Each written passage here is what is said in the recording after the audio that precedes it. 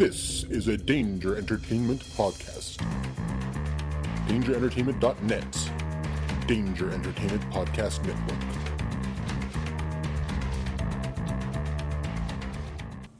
This episode of the History of Bad Ideas is sponsored by the Cincinnati Comic Expo. If you missed the Cincinnati Comic Expo in 2016, it will be returning to the Duke Energy Center in Cincinnati, Ohio in 2017, September 22nd through the 24th. Want to know what you missed out on? Go to the Cincinnati Comic Expo Facebook page, and they have all their panels with Stan Lee, John Barrowman, and many, many others. Also want to know what else you're missing out on? Check out History of Bad Ideas podcast number 143, as we have sit-down interviews with several of the guests at the Cincinnati Comic Expo. Again, September 22nd through the 24th of 2017.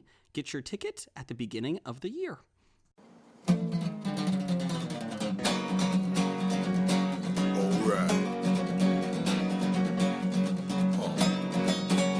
It's about comic books and movies, growing up with Rokusuki. Superman before Zack Snyder ruined him. Michael Keaton was the best Batman, while Christian Bale was just deadpan. No one remembers the other ones. Princess Leia in bikinis and Transformer Lamborghinis. Please don't let Shia LaBeouf ever act again. Please, God, no.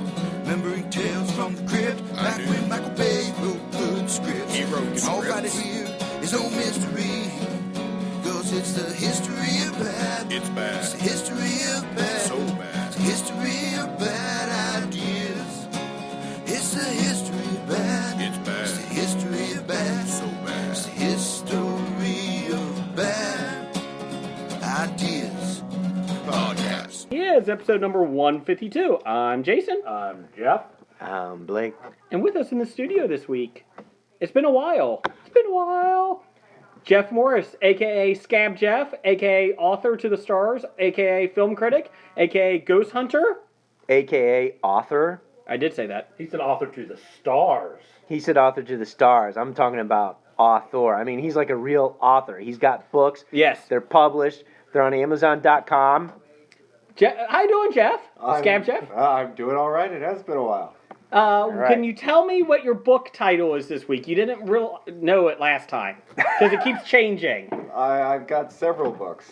The most of them I know. My novel is called Zombies, The True Story of the Titanic Disaster. Okay. And that's the one everyone should buy, because I think at this point, 5 people have bought it. And we actually giving one away, but we haven't given it away to our winner yet, because our intern's a lazy son of a bitch. I talked to the intern. Everything's going out this week. The prize is going out this weekend by UPS, and Nickel from Graphic Novice is getting a special prize, a year in the making. That's being sent this weekend, if the customs will let me get it through the border. Hey, hold on. Dick pics don't count. Yes, they do. They always count. But last time I was on the show, I had only sold 4 of them, so it's You got bumped up? like 20%. The sales have gone up like 20%. 20% increase. HOBI bump. There you go. HOBI is growing, and now you know why. We got the HOBI bump. I'm just saying. It's a big deal. It's a big deal. So welcome, Jeff. Scab Jeff. It's good to have you back. Thank you. Yeah, it's been like how many episodes since you've been around? I think that somebody on, I think Jason had a kid since the last time I was here. I didn't realize that he So has it's at least been 9 months? Enough 9. That's called the germination period? 5. At least so. No, but we were really disappointed. We didn't go to the paranormal. There was no paranormal conference this year that we got to attend that you orchestrated. But are you orchestrating one for next year? I don't know. We would like to be judges. We would like to be Of there. We anything. are judges. We judge everybody. Yeah. Even if we don't see it, we're like Neil. You know, Last time I was this Yes. close to getting you to judge the barbecue cook-off thing, but the paranormal But then, barbecue cook-off. yes, Yes. and then it was a fall festival as well. But then at the last second, the administrators thought that it would be better if someone Respectable.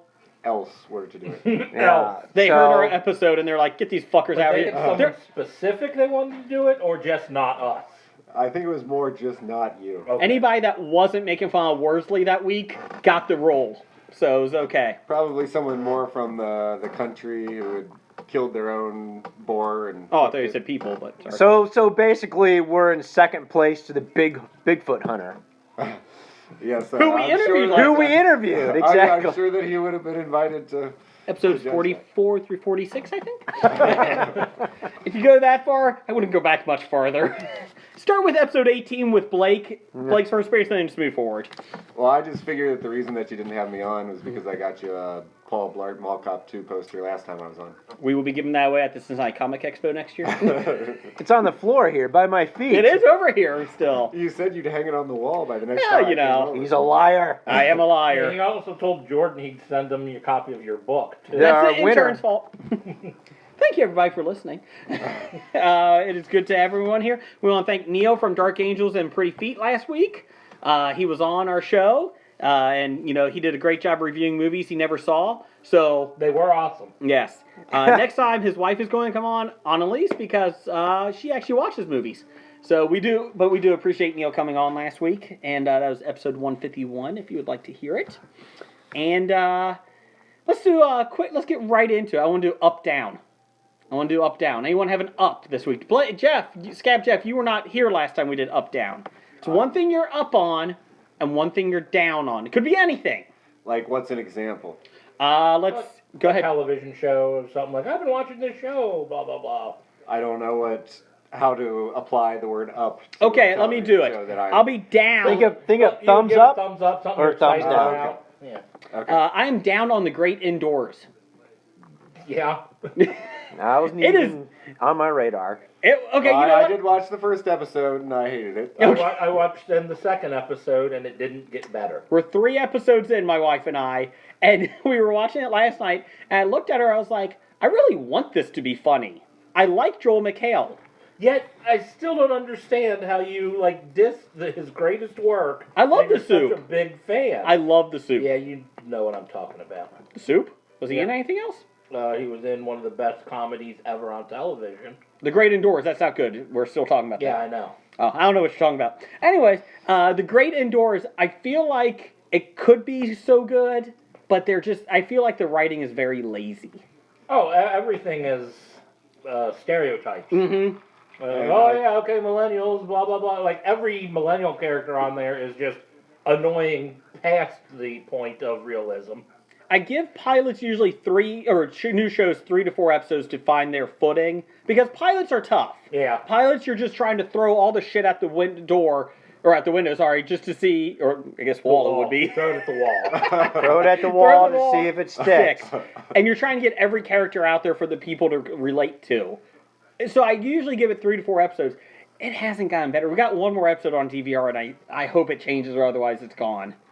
So I did like in the pilot when he brought the bear in and it ate the service dog, the Chihuahua, from the secretary. That was funny. I missed that part. Yeah, it was at the end. Well, I turned it off about 2/3 of the way through. I saw the pilot and I didn't see that. It was the either. HR lady at the very end, and she's like, you know why after the ending credits? Yeah. It was and she's like... Who watches TV shows after the end credits? It was towards the end credit. She's like, do you know why we're in here again? Because I brought a wild animal, a bear, into here. And why else? Because it ate the service dog for the secretary. So that was kind of funny, because it was a Chihuahua. Yeah. Yeah, But that was it. Okay. So the basically, point is that, we're making fun of the fact that people have service dogs because they're too fragile to operate in society. I just was happy that he ate the dog. Yeah, I thought that was funny. That was the only thing. It wasn't a statement. Simmer down the hall on No, the soapbox. fact that they had a character that had a service dog because it's like, oh god, yeah, like if that happened in real life, they so they're picking on people with disabilities. her disability was And social anxiety. Yeah, I suppose. So she had to have a dog. Which could be at it work. is a real thing, social anxiety. It is a real thing, but then you But they were playing it for don't laughs. get a job as a Secretary. not even receptionist. Receptionist, sorry. Where your job is to receive everyone coming into the office. Oh, kind of sounds like Pleasure Cave. Oh, wow. Receiving everything. I was just referring to WKRP when Jennifer was talking about she doesn't type. Mm-hmm. And it's like, weren't you second? No, I'm a receptionist. I receive. Typing is not in my job description. For you foreign listeners, and we have a decent amount, check out WKRP in Cincinnati. It's a great show on I don't YouTube. think she was hired for her reception skills. Do you think? Oh, her reception skills she was hired. Not typing. What kind of reception skills? I brought some donuts in with a creamy middle. Try it. So what you're saying is The Great Indoors has about the same depth as Big Bang Theory. Yes. Less. Might have less, yeah. Same to me. Is WKRP the one that he swore that he thought that turkeys could fly? Yes.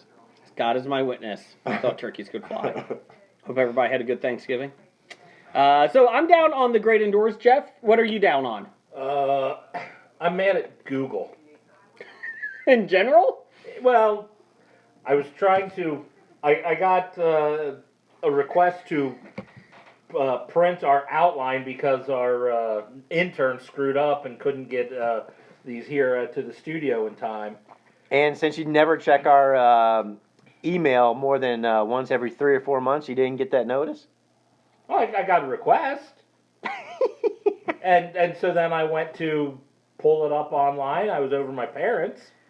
Tried to sign into my Google account, and it wouldn't let me because it was a suspicious computer. Suspicious, yeah, Is it your that's personal right. email? Yeah. Okay. Mm-hmm. And I'm like, Suspicious what the fuck? IP address that you don't normally sign into. Yeah. And you have to blah, blah, blah. And I'm like, I said Verify no to who all you this. are. I said no to all this shit because I don't care. Go ahead and hack me. You're not You going to can't- get anything You from couldn't my... remember your secret questions. You couldn't remember didn't your ask backup those. email. They didn't ask any of that shit. They said, you must hook up to your phone. And I'm like, fuck you. You still got a flip phone, so that's problematic. I don't still have a flip phone. He- It's Oh. been like a year and... He doesn't have Wait, internet. hold on. He's got a 2006 phone. Yes. Okay. The thing is, though, he has a smartphone, but it's not connected to the internet. He still uses the cord. He doesn't have a dial-up Just a service in dial. a lot of places. Excuse me, sir, you can't bring that cable into the theater. At my parents, they don't have Wi-Fi, and I don't Really? hook up... Really? My parents just got it 5 years ago, so I'm fine. I'm just Well, they saying. had it, but then they switched provider, and they didn't get it again because they don't use it. So when we go over there, it's like either I have to eat into my minutes, which it's a crappy signal at their house anyway. So I wasn't getting signal on my phone, and it's like, and it says, please go to your phone and blah, blah, blah. And I'm like, fuck you, Google. I got a personal account. I don't use it for anything important. So if someone wants to steal my account to do I don't know what. Porn. Yeah, if they want to see what porn I watch, no, that's a different account anyway. Oh, okay. So, yeah, they can get our... That's under jizzmeisterjeff@gmail.com. Oh, sweet. Yeah. I didn't know I told you that one. Yeah. Actually, if Jason they set want it to get up. our outlines every week, then and all the spam I get, fine. Spam. Yeah. So, Scab, what are you down on? I was trying to get that new Nintendo thing that has it's the old school Nintendo that has the 30 games built in, and I was like, oh, this is awesome. It's only $60 for like the old school Nintendo, and it has 30 games, and it's the good ones. It's not like crap games. It's like But it's not like Mario Kung Fu. Brothers, Mario Yeah. Brothers 2, Mario Brothers 3, Metroid. The problem is it comes with the old AC cables, attachments, and all TVs I are would even HDMI be now. okay with that. You just can't And plug I had into to the new change TV. I had to change to channel 3, and I'd be okay with that. No. But nobody has it. I was all excited to get it. It's the Christmas season. It is completely out everywhere. I'll Yeah, say they my won't have it till like February, I think. I'll sell you my original Nintendo for $100 with 40 different games, and I got Tecmo Bowl. But the Tecmo Super Bowl. It does have Tecmo Super Bowl on that, doesn't Tecmo it? Super Bowl, yes. And there is Tecmo Super Bowl too.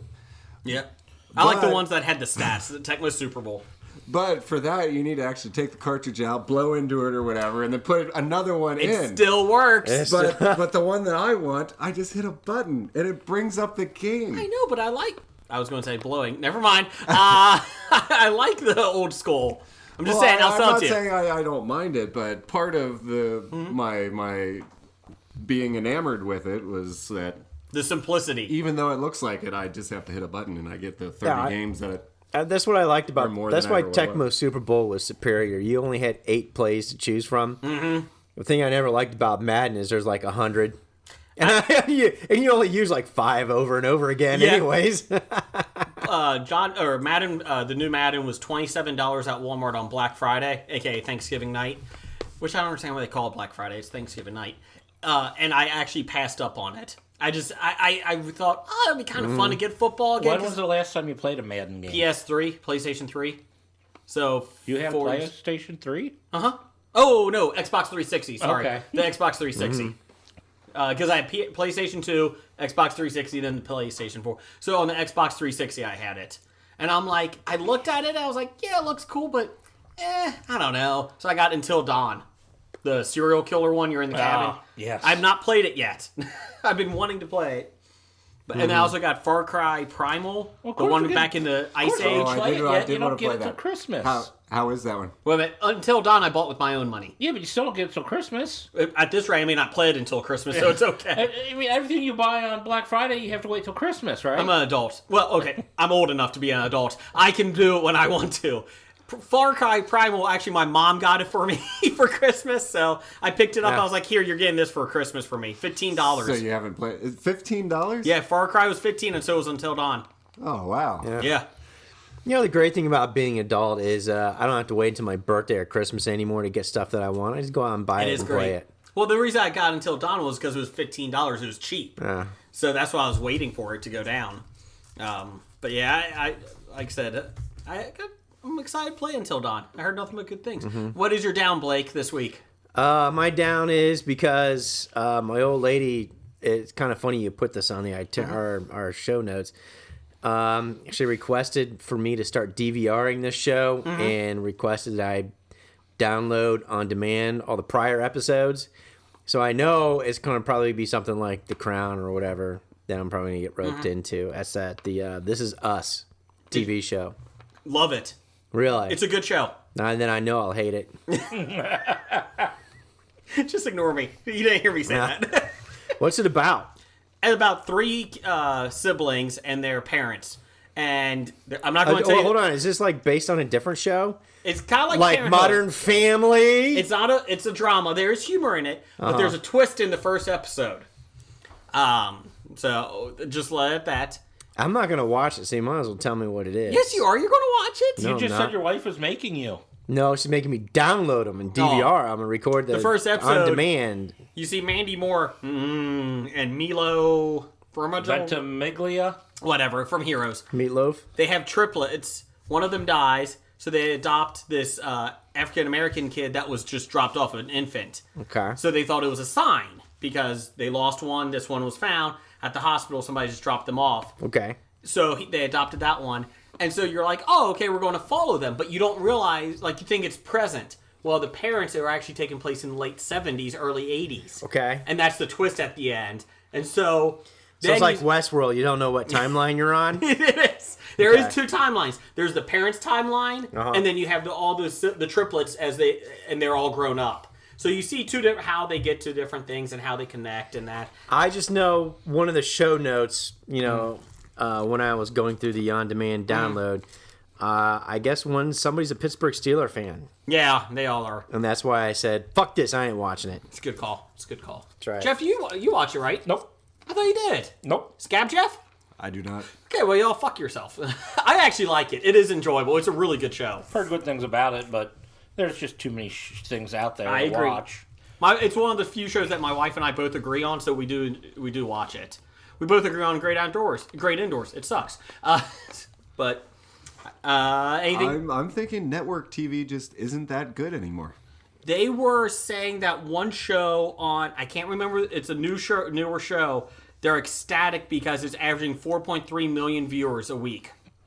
And I was like, oh my God, is this what network TV has fallen to now? Like, they're ecstatic at a 4 million viewership show? It's like that's the same recycled cop / lawyer / doctor, whatever bullshit. Hey. And so meanwhile, I'm up on all these new cop, lawyer, and other bullshit shows. All of them. They're all great. Chicago PD. Well, except for the Chicago ones, but those aren't Chicago the new Coroner, ones. Chicago Fire, Chicago Hospital. Chicago LA version. Chicago Hospital is great, or whatever. Chicago Springfield. It's Oliver Platt. Everyone loves Oliver Platt. It's just like Chicago Northwestern University grad division special ops investigators. They just try to be so safe. Like, let's do this other show about this. Well, NCIS Chicago. Put Chicago in front of it, so we know that those do okay. So Chicago NCIS. And while we're at it, let's make them all look the same. in the other Chicago Special Victims Unit. I want Toledo Special Victims Unit. I want Toledo Hospital. I want Toledo Police. I want the Great Indoors or whatever it's called to be about the bear eating the chihuahua, not about something else and then just have that as a joke at the end. Bear comes in, eats the chihuahua. The rest of the show is dealing with the horror of this bear eating this chihuahua in their workspace. And then the bear eats one of the co-workers' face off, and you have to follow that guy's journey from the first episode. That's the network reps talking. Sorry. Oh, we got network reps now. We got movie studio reps. Whoa! You're trying to make it fit in with everything else. But the good shows are the ones that don't, like Daredevil on Netflix. That was fantastic because it didn't fit with any other... They're saying Lucifer is doing really great. They said they're... I don't care what's doing really great. It's No, they said really Lucifer great. is different, though. Have you seen Lucifer? I have. Okay. My I have wife not. once makes me watch it because she thinks it's good, but it's not. It's really not. It's not original. Who watches it? I'm sorry? My wife. Oh, okay. I'm sorry. I didn't hear it. She doesn't listen to the show, so I can. Okay. That's all right, you don't either, so it's okay. But I'm listening to this one. Oh, well, that's good. Because your mom will listen Not to this tomorrow one. or the next day, but as I'm talking into the microphone and listening to you guys, I consider this listening to the show. What are you up on, Blake? Anything? The usual stuff. Okay, good. Scab, anything you're up on? I did watch the Crown. I did really enjoy that. Oh, you did. Blake talked about that last week. I did hear. If you listen to the show, go ahead, give us your take on it. Did the ending surprise you? That she's still alive. That she's still alive? I didn't know that. I didn't know Queen Elizabeth was still alive. Are you ready for the Charles Did story? you not watch the Olympics? No, I'm just kidding. We're just kidding. Really? She was in the Olympics? What event? She was. I don't know. It was back in the London Olympics. Oh, okay. Summer Olympics. She could have been dead by now. So you liked The Crown? I did. I really liked it. Okay. Good. I thought it was very good. And we heard there was a lot of male nudity. Did you think there was too much Doctor Who's butt? I didn't even realize Doctor Who was in it. Yeah. You didn't. You missed that twist. Who was Doctor Who? Was he the It's king? Philip. It's like an old Abbott and Costello. Who's Doctor Who? I don't know. Who's Doctor Who? What's wrong with you? Whose butt? No, who? Whose butt? His butt. His butt? Whose butt? Philip's butt. Philip's butt? Yeah, his butt. Who's his butt? Who's the doctor? Who? Doctor Who? Who's the doctor? What? I honestly don't remember any nudity at all in that show. Oh, okay. I don't There was know a what's lot going of on. Doctor Who's butt in that show.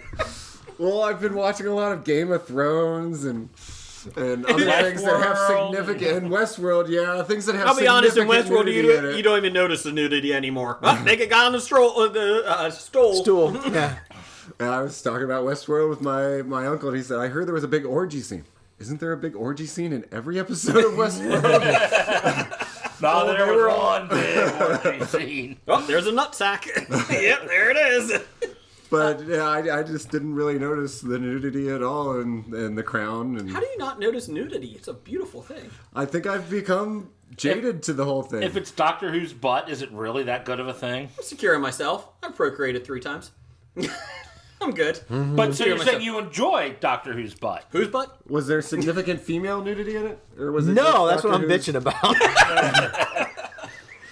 Because I honestly don't remember. If I'm going to see a any show about the nudity at all. Queen, there's Philip's ass. I at least want to see some royal boobage. Like, could this have been on AMC?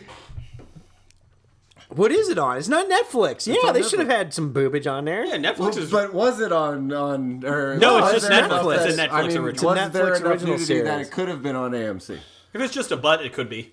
That's what I'm yeah. thinking, but I don't remember the But scene. AMC, they don't show, like, boobies or No, they- anything, do they? Oh my God, are you 7?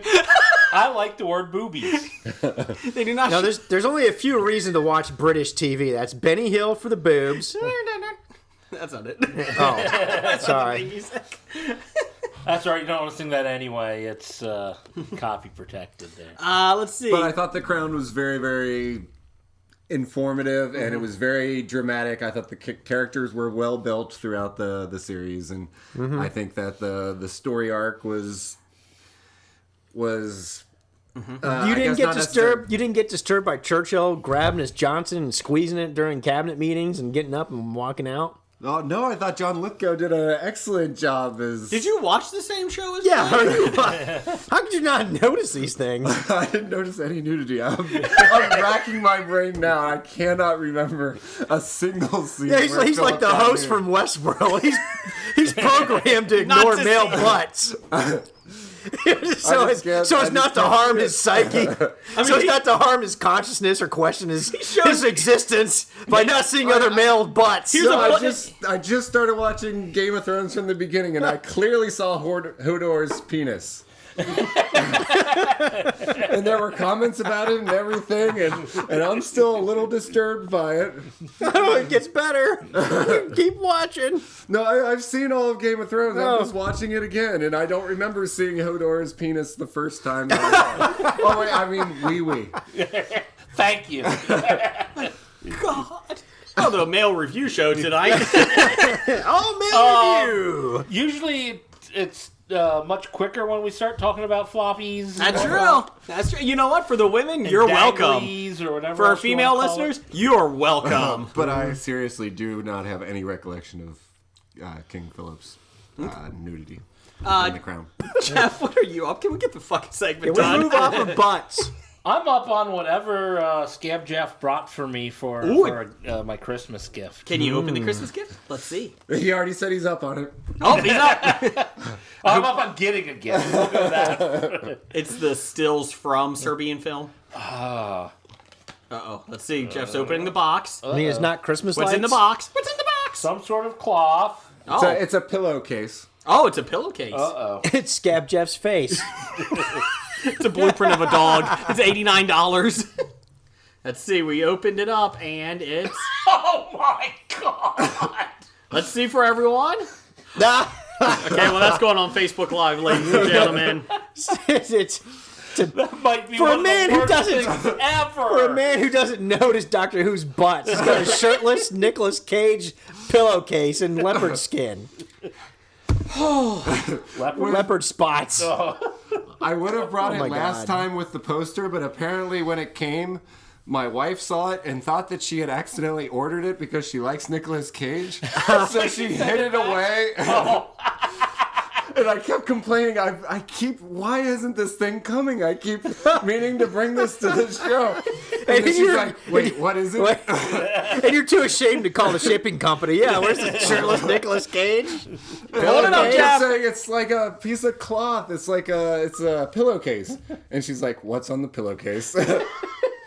I said, it's Nicolas Cage. Hey, wait a minute. Isn't there some female lipstick all over his face? There's some rouge rubbed on that pillowcase? That's a young Nicolas Cage, because look at the chest hair. It's Hey, still what's black. your It's wife not been gray. doing with that pillowcase? So that is good. She actually pulls it out and is like, this pillowcase? And he's like, what? I'm not programmed to see male nudity. He did say he's up on it. Oh. All right, well, I get to fall asleep next to something different tonight. Is that really any worse than your Dalmatian sheets that you had in college?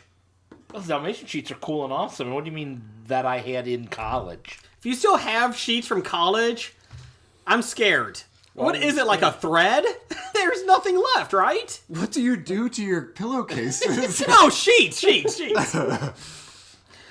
The sheets came with pillowcases, you know. Don't worry about what I do with my pillowcases. Jeez. I want to see them when they get down to a thread.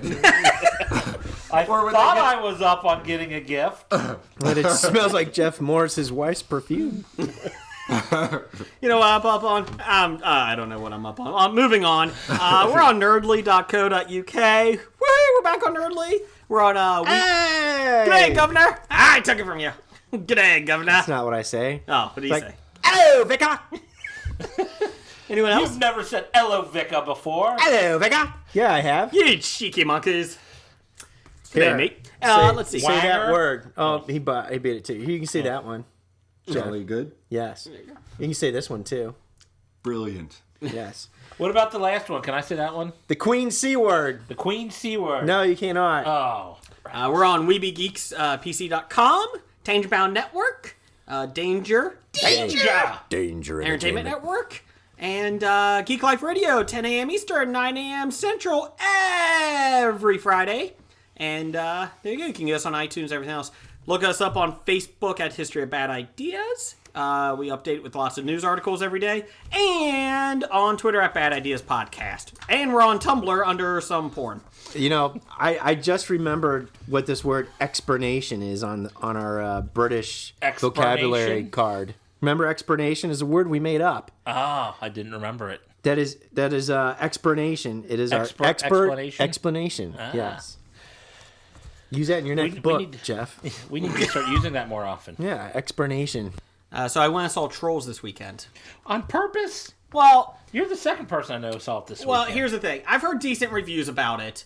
I heard a lot of people I know that have kids really enjoyed it. They said even as adults they enjoyed it. He just wanted to see my mom into taking my kid. Yeah, he just wanted to see the full frontal troll nudity. There was no full frontal, full back though. I did get to see a king's ass. Troll butt? Yeah, troll butt. Hey, Jeff Morris, you said you saw this movie, right? I did not. Oh, I was going to say his son saw it. Oh, his son saw it. Did your son see the troll butt, or is he programmed like you? He's a host. I don't know. There is this door. Do you really have a son, or is it a cornerstone of your reverie? Scab Jeff can never leave his house. He can't find the door. I don't know what you're looking at, honey. I don't see a door. I'm stuck in here. Trolls is awful. It is horrible. Yeah. Oh, good.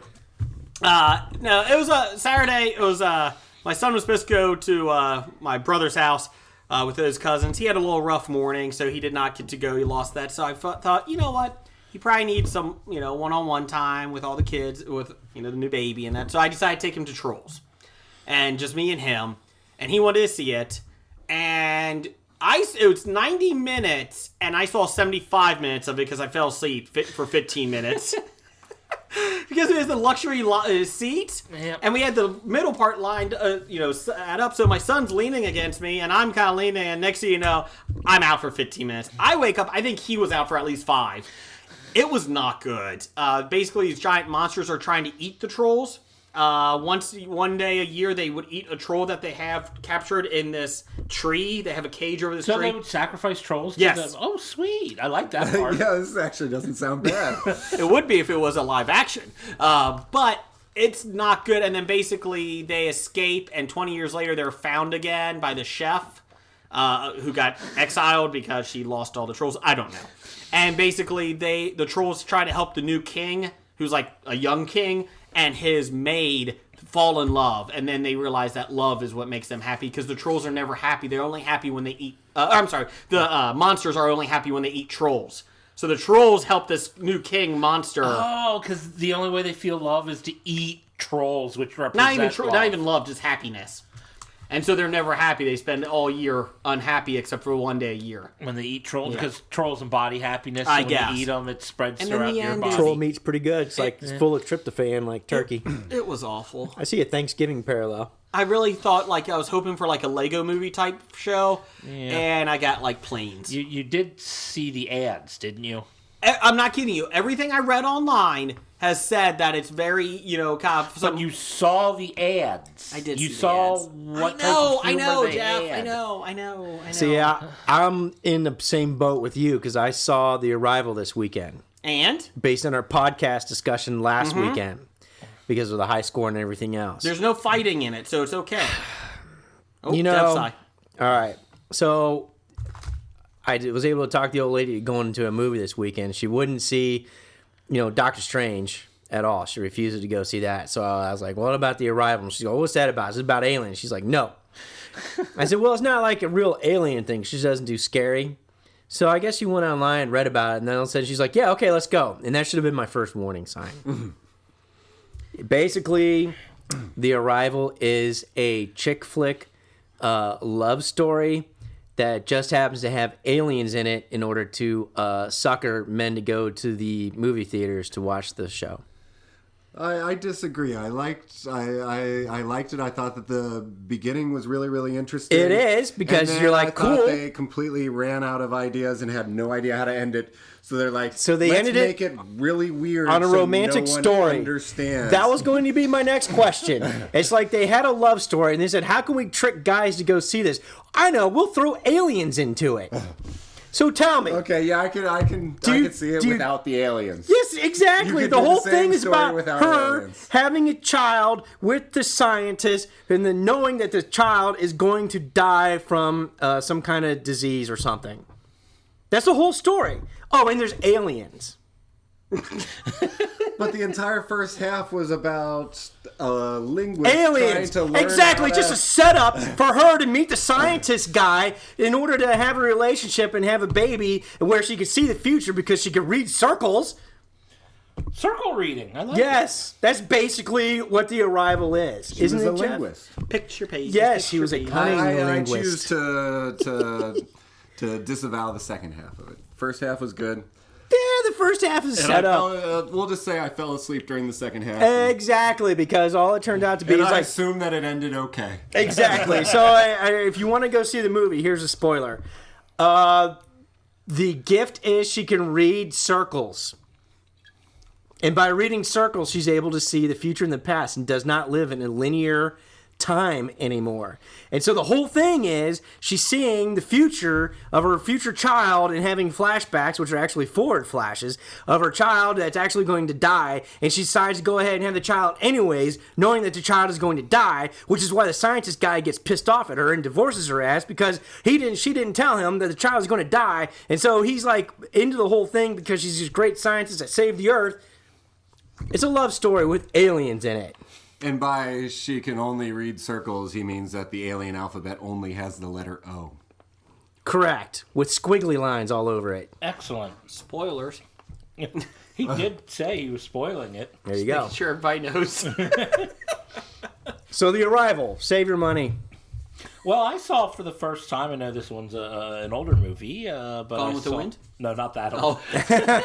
I mean, as in not something like Trolls or The Arrival. Mm-hmm. I saw Interstellar this weekend for the first time. One of my favorite movies of the last 10 years. It was okay. Seriously? I love Interstellar. Interstellar had the same thing where It's about 30 minutes long. Exactly. All right. I have no idea how to end this. Well, you know do what? something These crazy aliens, that makes no sense. unlike No. aliens that don't have it. linear time, these are aliens that are in a fifth dimension. They aren't even aliens. They're humans. I couldn't even remember. I was so confused by the time that movie Do you was watch over. movies or you just make them up in your mind? No, I can't make this shit I was up. watching it and I'm like, well, is the point that like this is like contact from the other person's point of view? It is very similar to that, yes. Yeah, and I'm like, I didn't like Contact. I saw this movie with Jodie Foster. Why am I watching this one? You saw with Jodie Foster? She was at your house? Yeah, we sat there. We had some tea. Did you go in the panic room to watch it or you just... Yeah, get real. Oh, okay, sorry. Just making sure. Dwight Yoakam didn't come to your house to attack? Actually, she was in the panic room. Jeff was just in her house watching TV. So in your Jodie Foster fantasy, she's always drinking tea? Just spit Teza. Yeah. There's always a tea set somewhere in the picture. Always money in the tea stand. Well, the image didn't surprise me. I could see the image of Jodie Foster with tea. But that wouldn't be my go-to for describing an evening with Jodie Foster. Well, we were watching a movie and drinking tea. I think there were crumpets. Maybe they were Twinkies. I don't remember. Crisps. In other news, let's get some sad news. Florence Henderson died. It's been a rough week. Ron Glass died. 2 downs and a third up. Who's the third up? Fidel. Oh, that is true. Well, it depends what side you're on. Yeah, it depends if you're What side is? if you're a it commie depends liberal. on if Hitler was bad or not. Well, he had some good Well, art. I think Hitler was bad. There you go. Exactly. He had art. What about Depends on what cigar side you were on. connoisseurs? What's that? What about cigar connoisseurs? They're that's probably mad at Castro because we weren't allowed to get Cuban That is cigars true. because Castro was a dick. Well, but that made the supply more limited, which made them that much more sweet. That's when right. you The actually market's got going to be flooded hold of now them. with Cuban cigars. They won't be as valuable. I like the Dominican Republic cigars better, actually. And I'm not kidding. I actually do like the Dominican Republic cigars I decided better. I hate cigars and I'm never going to smoke one again. You know, I'm fine with Swisher Sweets, cherry flavor. As long as you have the plastic end cap. At least they taste better than regular cigars. Shit. What? You don't like cigars? No. Really? I mean, I understand. Really? Blake just seems like the guy. I understand your phallic fascination with a big fat cigar in your mouth. I love Doctor Who butt. And Doctor Who butt. Mm-hmm. I just, they smell good, but they don't burn good. The smoke, the dry, bleh, it's just not good. You do have to brush your teeth about 87 times afterwards to get it out. For the next 4 days. And if you're not using a tip thing, that cigar gets all soggy and tobacco in your mouth. I mean, it's pretty nasty. Do you just lick the cigar, or do you actually smoke it? That's why I get the cherry flavor Swisher Sweets. I can just lick that tip. Just the tip. Nope. Let's play a game. Let's see. And Ron Glass from Firefly and Barney Miller. Yeah, that's sad, too. And the new Odd Couple. Oh. I didn't know he was in that. 2016's been a bitch to everybody. Not the current Odd Couple that's on there. It was in the 80s. There was a show called The New Odd Couple. Oh. And Agents of S.H.I.E.L.D. Ron Glass was in Agents of S.H.I.E.L.D.? That's what they said. I guess he was in it. I'm pretty much about ready to give up on Agents of S.H.I.E.L.D. I don't like the ghost. I just don't care. You mean Ghost Rider? No, the ghosts that are floating around, the demon things. I don't know. Oh, okay. I don't care. They said the ratings are pretty down on it, too. I don't know. It scored big in the floppy vote. It did. I just don't like it. I think I might give up on it. I hate giving up on superhero shows. I might give up on it. I might. You know what? Maybe if they have like a time travel thing, they could save the plot. Ooh, like X-Men. Yeah. Ooh, Old Man Logan. They just reboot. And that's right. Speaking of X-Men, did you see they're coming out with a new X-Men series, Jeff? X-Men Gold and X-Men Blue, I think? And the books. The comic books. Does it cross over with Pokemon? Ooh, that would be fun. Logan Wolverine actually has a Pikachu ball or whatever it's called. Pokeball. Kitty Pryde is the leader of the one. She should be. I'm just telling you. I thought you would be excited. Okay, don't get so defensive. I'm just telling you that she's a leader. Jeez. Okay, thank you. Fucking Kitty Pryde. Oh, I can walk through a wall. So does that mean she's back from outer space and not hanging around with Guardians of the Galaxy? From outer space. Yes, she is back. She's done with Guardians. I don't know why I gave up on that. I don't even care. I haven't read a comic book in a year and a half. But I thought you would be happy that Kitty Pryde. Storm was the leader, and she actually wants Kitty to take over. It's about female empowerment. Women are in charge. And Girl power. Speaking of which, Spice Girls. Did you see that? Three of them got back together and releasing a new album? Tell me what you want. What you really want. All of them back? Well, all of them back would be nicer, but we only have 3 right now. Who didn't come back? Who did come back? They're known as Gem. Because it's Jerry, Emma, and... No, that's Gem with a J. This is Gem with a G. Oh, sorry. Jerry, Emma, and Mel B. So, Mel B did it. So Mel C... Sporty Spice, Ginger Spice, and Baby Spice. No, it was Scary Baby and Ginger. Oh, Scary Baby and Ginger. Sporty doing? What is she I don't know. She's the only one that actually can sing. But is there 5 that was? There were 5. And Posh Spice. Oh, Victoria Beckham. She's too busy. Okay, I can see that. Too busy running around with Beckham. Yeah. Yeah. Well, I'm glad Mel B. I always like a Baby Spice the best. Oh, she's back, so you can. She's back from outer space. Baby Spice was a regular on Ab Fab in the. I didn't want to talk about that. Did you see that came back in the movie? That they said Ab Fab done. They will not be making any more sequels or spin-offs from Sex and the City. They are officially done. If you remember when I gave the Ab Fab review. For the movie, I told you that was it. I don't remember it. It was done. She wasn't doing it anymore. This was the capstone, basically, of the entire Ab Fab history. Do you think it's just because she could never live up to Sex and the City 2? Because that was probably the best one. It was better than Ab Fab. Do you think that's the reason? I have a sharp, pointy object in my hand, Jason. I know, but you're just hitting me with the tip. So I'm not too worried. I need to hit you with. I'm just asking. So did they ever show in Ab Fab the movie if she ended up with Mr. Big? Did she end up? No. Okay, just checking. There really sorry. I am sorry for your loss that you're not going to see any more Ab Fab. Well, that's all right. My wife has the complete series of Sex and the City. It's a much better show. Came out beforehand. Just let you know. No. Just saying. You're wrong. If you ever want to borrow it, let me know. Right. There is some nudity in it. Yeah, that's fine. So anyway, The Walking Dead. Some bestiality.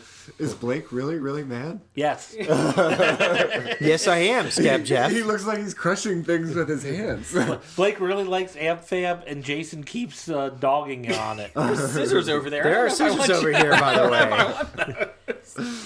Just saying. I got some So batarangs anyway, and how about scissors. The Walking Dead? The Walking Dead was Yeah, it was good. It was Tasha. No, what's her name? Tara and Heath episode. Mostly Tara. The Amazon Women of the Moon. Yeah. I liked it. She's like my least favorite character, and she got her own episode somehow. But I completely forgot her and the other guy weren't even around when all this shit happened. Exactly, because they're nobody characters. And she's a horrible liar. Yes. And I don't know why. A lot of her decisions didn't make sense. Whatever. She finds this Amazonian, outpost, basically. And, it's only women there because Negan comes to find out the Saviors killed every male over 10. Yeah. Now, here's my question. Do you think he did that and then realized the error of his ways? Why am I killing all these men over 10? I should have them work for me. Yeah, that's probably why they only kill one now. That's what I'm thinking. For everybody they take over, so that, they're working to scavenge for them, et cetera, et cetera. I actually was more interested in the people at this outpost. Actually, I thought it was like a camp of lesbians. I'm like, why are these all women and only girls? I'm like, this is weird. Do they kill all the men that they come across because they associate men as being evil? You know what? I thought that too, and I thought that would have been a fun twist. That would be an interesting twist. But then here's the thing: when she goes, "Well, you can go get Heath and bring him back," I'm like, "Whoa, lucky Heath! How you doing?" It's like we need to populate. Yes, it's time for the spanking. I want a royal spanking. Spank me. A royal spanking. Yes. I actually was more interested in this little outpost, this community, than I was in Alexandria. I don't have to go back to Alexandria. I'm more interested in the kingdom and everything else. I do like the kingdom. I do love the kingdom. It's kind of cool. I hated this Tara episode. Really? I don't like Negan. I think that Negan's a cheap character. And he gets better. Well, they have 2 episodes until they hit the midpoint, so a lot of shit's going to happen in the next 2 episodes. I think every episode up until then has just been a setup. Which basically. Is not to say that the guy playing him is doing a poor job. Jeffrey Dean Morgan. Or anything like that. He's perfect at who that character is. I just think that the character is too shallow for my taste. It's like... Not enough character storyline. Not enough character building up. Yeah, like that Jesus fellow in Passion of the Christ. Like, no character development. No backstory. I did think it was just a mean guy, not you don't get to know why he's mean. Negan? You will find out eventually. It's an interesting backstory. I like it. He stepped on a thorn once, and he hasn't gotten it out yet. I think that's the lion. Oh. I did watch The Talking Dead for like 10 minutes. I think it's just... I don't know why I do. I think I just torture myself because I want to slap Chris Hardwick. It had old what's her name on it, Elvira. It did. She looked totally different. She was out of makeup. Yeah, out of makeup and out of, but you recognize that cleavage, right? Mm-hmm. No, yeah, I do. The boobies, as Jeff would say. Yeah, the boobage. But Tara was on there, yeah. and she said that in that episode she just had a baby 3 months before that. She was looking a little thick. Well, wow. During that episode. Whoa, you just had a baby. Well, yeah, I guess she was like 6 months pregnant, huh?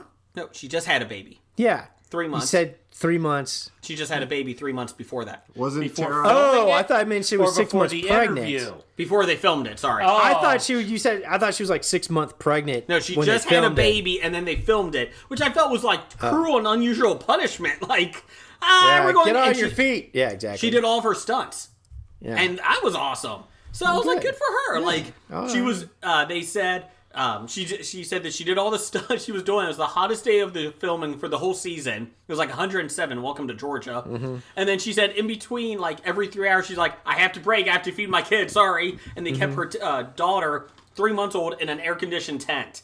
I was like, that's pretty good, Oh, they couldn't afford a trailer for her? I don't know. She said a tent. Oh, yeah, I'm sorry. Her contract says if you have a newborn baby, you only get a tent. You don't get a trailer. And a nice refrigerator, so she was nice and cool. Yeah, he said it came with like those little college refrigerators you had in your dorm room.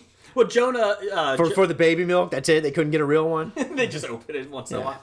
Jonah Ray was on it for Mystery Science Theater, Chris Hardwick's friend, and it got a little awkward. He's like, well, wouldn't it have been better if your baby was like just a zombie baby so you could have walked with it? And everyone just kind of looked at him like, that means the baby's dead. And he's like, you know what I'm saying? And he kept talking. It's like, stop it. Just shut up. Shut up. Tara plays a lesbian in the show, so she didn't have sex with any men. It was just the doctor lady. I actually liked Tara. I thought when she was coming back with the sunglasses was kind of funny. Yeah, it was kind of cool. That was kind of funny. The but sunglasses after all the and death stuff. in the village, Denise is kind of like a afterthought. Like nobody really cares.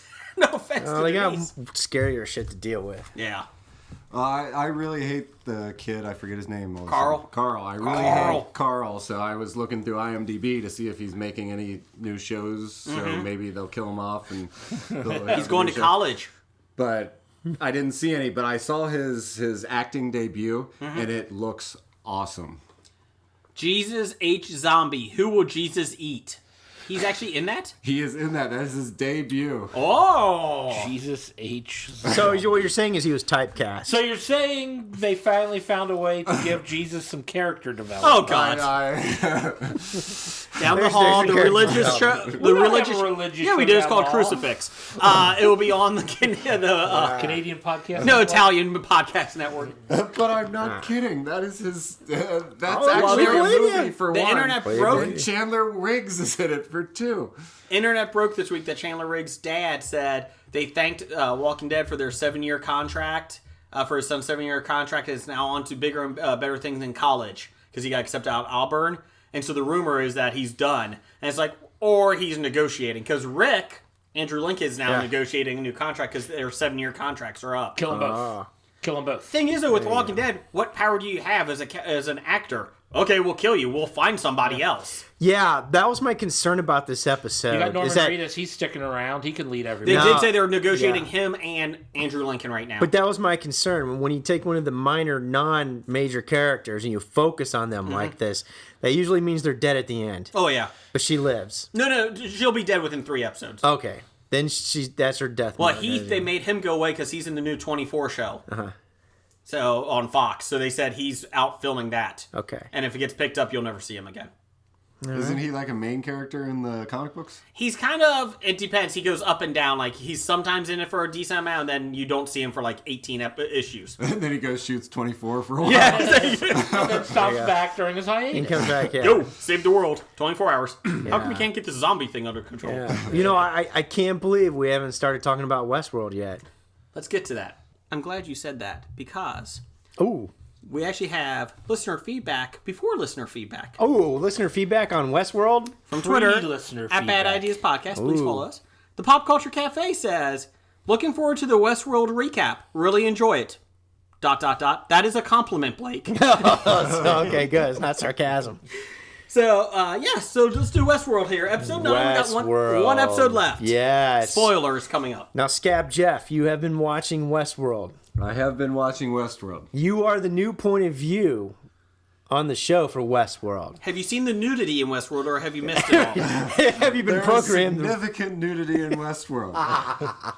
Just like Game of Thrones. I don't think there was any in The Crown. Okay, all right. So, you as an astute author, paranormal hunter, etc., you're watching Westworld.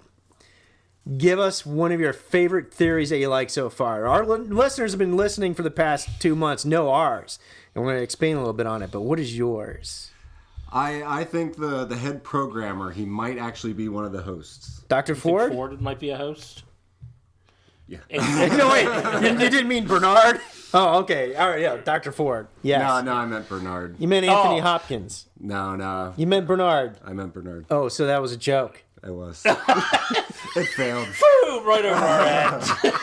Okay. Do you write for the Great Indoors? Just wondering. I think that Ed Harris is actually the guy with the white hat. I don't know his name. William. Yeah, Man in Black. You think Man in Black is I William? I think that the entire time he's been searching for Dolores. Maybe not the entire time, because he's been raping her for the last 10 years. Yeah, but Man in Black wasn't looking for her when he pulled her into the barn. But I think that finding her there in the barn was part of the end of the maze, and I think that the whole maze idea started in his head, or finding some meaning behind it when he realizes 30 years ago Dolores is having an awakening. Yeah, and apparently Yes. Okay. Yeah. Let's think about that for a second. You want to talk about Dolores? Well, Dolores is the oldest one in the park. Yes. Yes. The oldest one in the park. She has robot parts inside of her, while the rest of them don't seem to have any robot parts inside of them. Maeve does not, right? Maeve does not have those robot parts. I haven't seen any robot parts in her. When they stabbed her, she didn't have that because she had more blood and skin in that, Now, right? granted, we're assuming William's timeline takes place significantly into the few. I mean, maybe not 30 years. 30 years in the past, approximately. And so some of the Dolores flashbacks we've seen is actually in the current timeline now. Yeah. So her story was happening at the same time as the revisit of William back in the day. And her storyline outside of the back of the day is with concurrent with the Man in Black, because she's having the reveries herself again. Because remember, she wakes up, she goes to where the gun was planted, and she's running around, and she's having flashbacks where she's in her cowgirl outfit and then her blue dress outfit. And the big important thing about Dolores is that she does go down into the fish tank. The lab or the hidden... Ford's lab. Maybe where the cabin is now, possibly. Ford's lab. And she's having those conversations. It turns out it was Bernard, but as we found out, Bernard is... a replicant of Arnold. So Bernard was Arnold, so in that lifelike and looks. And she's like, I understand the maze. I understand, so she's coming to the consciousness and realization of who she is and what it is. And she's realizing that it's scary. And she's like, you can't help me. And he goes, why? Because she realizes she killed him. So I'm thinking the incident with William that gets him his lifetime membership in the park and what helps him save the park after that incident is that Dolores probably kills Arnold in real life during the episodes or whatever we're going to see in the past. That's why the city in the sand that he's talking about, where the steeples sticking out of the ground. If you remember, Ford's working on a new narrative, and you remember behind him is that, and they're digging out sand. It's like he's unearthing the city, the original city where the hosts were coming to grips with their consciousness. And I think that big incident is what happens, and Dolores, somehow in that big melee or the shootout thing, kills Ford, who's probably trying to intervene. Okay. Kills Arnold. Kills Arnold, yeah. Sorry. And so this ties into my new theory, is that the whole new storyline with Wyatt and everything, because we know Ford is a cold-hearted bastard to the hosts. And now you find out part of his motivation behind that is that, well, obviously, because he tried to talk Arnold out of giving him that consciousness and let him keep it. And as a result, Arnold dies probably at the hands of Dolores, which is a reason why probably Ford is not very happy towards the hosts and shuts down their consciousness and all that kind of stuff when he wants to. And I think he started putting the reveries back in because his new big storyline is, here you want something real and scary and dangerous to live through and get your money's worth? Here are the hosts, artificial intelligence, starting to become conscious and realize that for what it is, it's a danger to your humanity, and you got to kill them. What happens in the original movie? Does anybody know? Well, Jason does, but he just left the room. So, the park comes alive and kills people. That's all I know. Yul Brenner is the black hat bad guy who starts going rogue on his own. I've seen the movie twice, the most recent probably 10, 15 years ago, and it was concerned because he was starting to act on his own, and he became a threat to the humans in the park. And that's the parallel, I think, in regards to the hosts with the show nowadays. And it probably explains Ford's cold attitude towards the hosts. And I was under the impression that Ed Harris got his lifetime membership and everything because he's on the board. He married into the company that bought it. Yeah, and married into Logan's family, who had connections. Part of the board. And in an attempt to keep it going, possibly for his love, quote unquote, realization that Dolores was coming to grips with reality. As we see, William's like on a quest now to go help her because he realizes she is processing like a normal human being would with her consciousness and intelligence. and she's starting to have emotions, and he's believing that, there's more to it than that. And when Ed Harris ran into the other board member out in the park, did she call him William? No. No. Okay, I was waiting to hear, and she'd never said his name. It didn't occur to me that they could be the same person until he walked into the church, and I'm like, are they the same person there at the end? I will say the board member is quite possibly one of the most attractive people I've seen in that show. She is quite Ed gorgeous. Harris? Ed Harris. You know what? Ed Harris is an old man. I'm telling you, he's got it put together. Good for him. Do you get to see his butt in this one? Because I hope so. I wouldn't know. I'd rather see his butt than Anthony Hopkins. True. Okay, True. Twitter poll. Who do you want to see naked next in Westworld? Ed Harris or Anthony Hopkins? Yes. Or William. Or Jimmy Simpson? Is that what his name is? Okay. Jimmy Yeah. Simpson sounds like a kid that you just play with, like, as a 12-year-old. Like, dude, use your real name, James. Come on, Jim. No one should go by name of Jimmy at the age of 50. Why not? What are you talking about? Naked people playing with 12-year-olds? Moving on.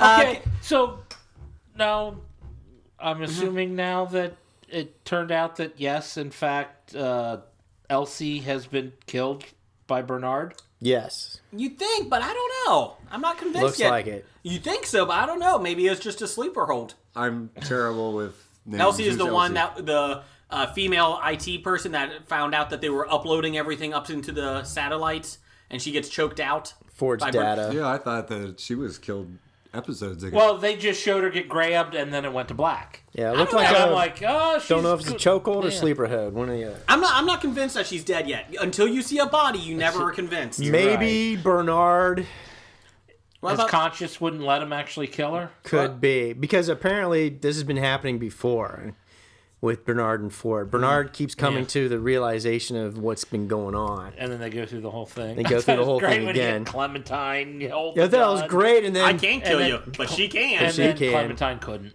Yeah, because it's backdoor code, and Ford's like, this is it. You're just gonna have to kill yourself again. I'm done with you, basically. So Maeve and who's the bad guy? The Hector? yes, is it Hector? Hector, yes. I like his character. I love that character, and I like the. I love his character. He's just your typical bad guy. I just like those Western two. bad I like guy. how they interact with each other. I should say, him and Maeve. You mean have sex with each other? They You talk just like anyway. the sexy parts. Shut up. So when she set the tent on fire, she's basically killing themselves, right? Yeah, so they end up So they back, can back in the lab. Okay. So she can do what she So she needs can go to get hell, out. basically, quote unquote. Yeah. Okay. I just want to make sure that I did. Get it's Hector the out finale of there. this week, right? Yes. Yeah, But yeah. one more episode So we're gonna- in this season. So hopefully a lot of shit's going to be Do you resolved. Think, do you think Hopkins makes it through the episode alive? No. I don't think so, because if you're going to film this, if it's going to take another year until the new season comes out, He may he's not gonna be around. He's going to be dead. Yeah. All right, so I got a question. 7. Or the, All right. the finale could possibly actually end the storyline itself. Mm-hmm. And then keep going. Well, they did hint at other worlds in other episodes. Somebody online, there was a couple of things online that there was like a Greek world or a Roman world. Yeah, it's because of the props they saw in the theater. Well, yeah, but they Yeah. were saying that there was talk of it. Oh my God! Like when they there's gotta turned on be the a whole computer. World about Greek because they have a theater that performs Greek plays. They said they were looking at things on the computer and they showed other maps and that. Oh. Now, again, I'm not saying that's a great idea. I'm just saying that would be kind of interesting. They did go to another park type. So Yeah. go ahead, Jeff. What's your question? I'm Like sorry. Tomorrowland with George Clooney. Well, you would only see Tomorrowland for 10 minutes, so it's fine. As I'm watching it, and obviously, you're as we come to the realization that Bernard is Arnold, even though we were suspecting that for a while. But Yeah, they because his name was an confirmed it. anagram. Yeah, but they confirmed it, and then I'm watching. I'm like, huh. I wonder if the whole time when Bernard is talking to Dolores, if it's actually really Arnold talking to Dolores. I think that's what it was I think implied that's at what the it end. was. Yeah. Yes. So it's like that's like another another timeline. One of the guys I talk about this show with at work has said, I am optimistic that they're going to combine all these timelines easily and it won't be a mess. But there's the cynical part of me thinking this is going to be a clusterfuck how they combine them all. I feel optimistic. Well, if they planned out how it's going, which I usually They said 5 years. No, but I mean like this season. Oh, you mean in 5 years we'll figure all this No, out? no. 5 seasons. He said that they planned out 5 seasons. But they're signed on for 2 from another one. But, I mean, so these things are planned out, so hopefully they're not like saying, oh, well, we didn't know how we were going to connect that shit. I don't think it was lost. Yeah, they don't want to make it a Lost. I got a polar bear. Jonathan Nolan's okay until The Dark Knight Rises. Stop it. What about Interstellar? He did Interstellar. That's after Dark Knight Actually, his script, I read his script of Interstellar. It wasn't completely different, but there was a lot they took out for the movie. Oh, there was more to put in? When they went to the first planet, they were actually going to be chasing. The Chinese were actually going to be the first ones there already. Chinese were already there? Yeah, That's kind of and cool. they went into the tunnels, and the Chinese were killed off by the robots they brought. And the robots actually chased Matthew McConaughey and Anne Hathaway out, and they had to get on the thing and find another planet. But they said they got to it, and the Chinese were already there. There's a lot of different little things. Wyatt was there. Do you? Or was Teddy Wyatt? That was my other thought. Is Teddy's Wyatt? Because when Teddy starts remembering, and the lady's like, are you sure that's how it went down? And he's all of a sudden he's like having a flashback where it's just it's like him shooting everybody. First it's like I got to get Wyatt, then it's like oh my god I was on Wyatt's side, and then now it's like wait, I was killing everybody. I was the sheriff and I was killing everybody. I shot the sheriff. Yeah. But you did not shoot the deputy. Yeah. I'm looking forward to it. It's been a great year, and I'm excited to go back and watch the whole season again eventually. That'd be awesome. I like I said, rewatching helped me an awful lot on the new stuff. Okay. And let's actually get some listener feedback. All right, some listener feedback. That usually, Scab Jeff. That starts out with who? Who's our? Doug. Number one fan, Doug. Can't give yourself a nickname. Yes. I want to be called the Hammer. Number one fan, Doug. I didn't realize that was purposeful. I thought it was just always accidental that Doug was first. Yes. See, he doesn't listen to the show. All right, so anyways, he says, does Jeff, this is real Jeff, not you, Scab Jeff. He says, does Jeff have a restraining order against Nick? I fear for his safety sometimes. Nope. All right. You appreciate Nick's infatuation with you. I appreciate anyone's infatuation. All right. You don't get much infatuation with Dalmatian sheets, huh? 101 Dalmatian sheets? Actually, the sheets get more infatuation than I do. Oh, okay. Well, not anymore. You got Nicolas Cage. Oh, yeah. Just think about Con Air all night long. God, I gotta vomit now. Put the bunny down. I do declare I am Nicolas Cage. Take this bunny, girlfriend. This is my daughter. I got you a bunny. It's been in a sewer. Why are you afraid of me? Because you're giving me a bunny that was in a sewer, Dad.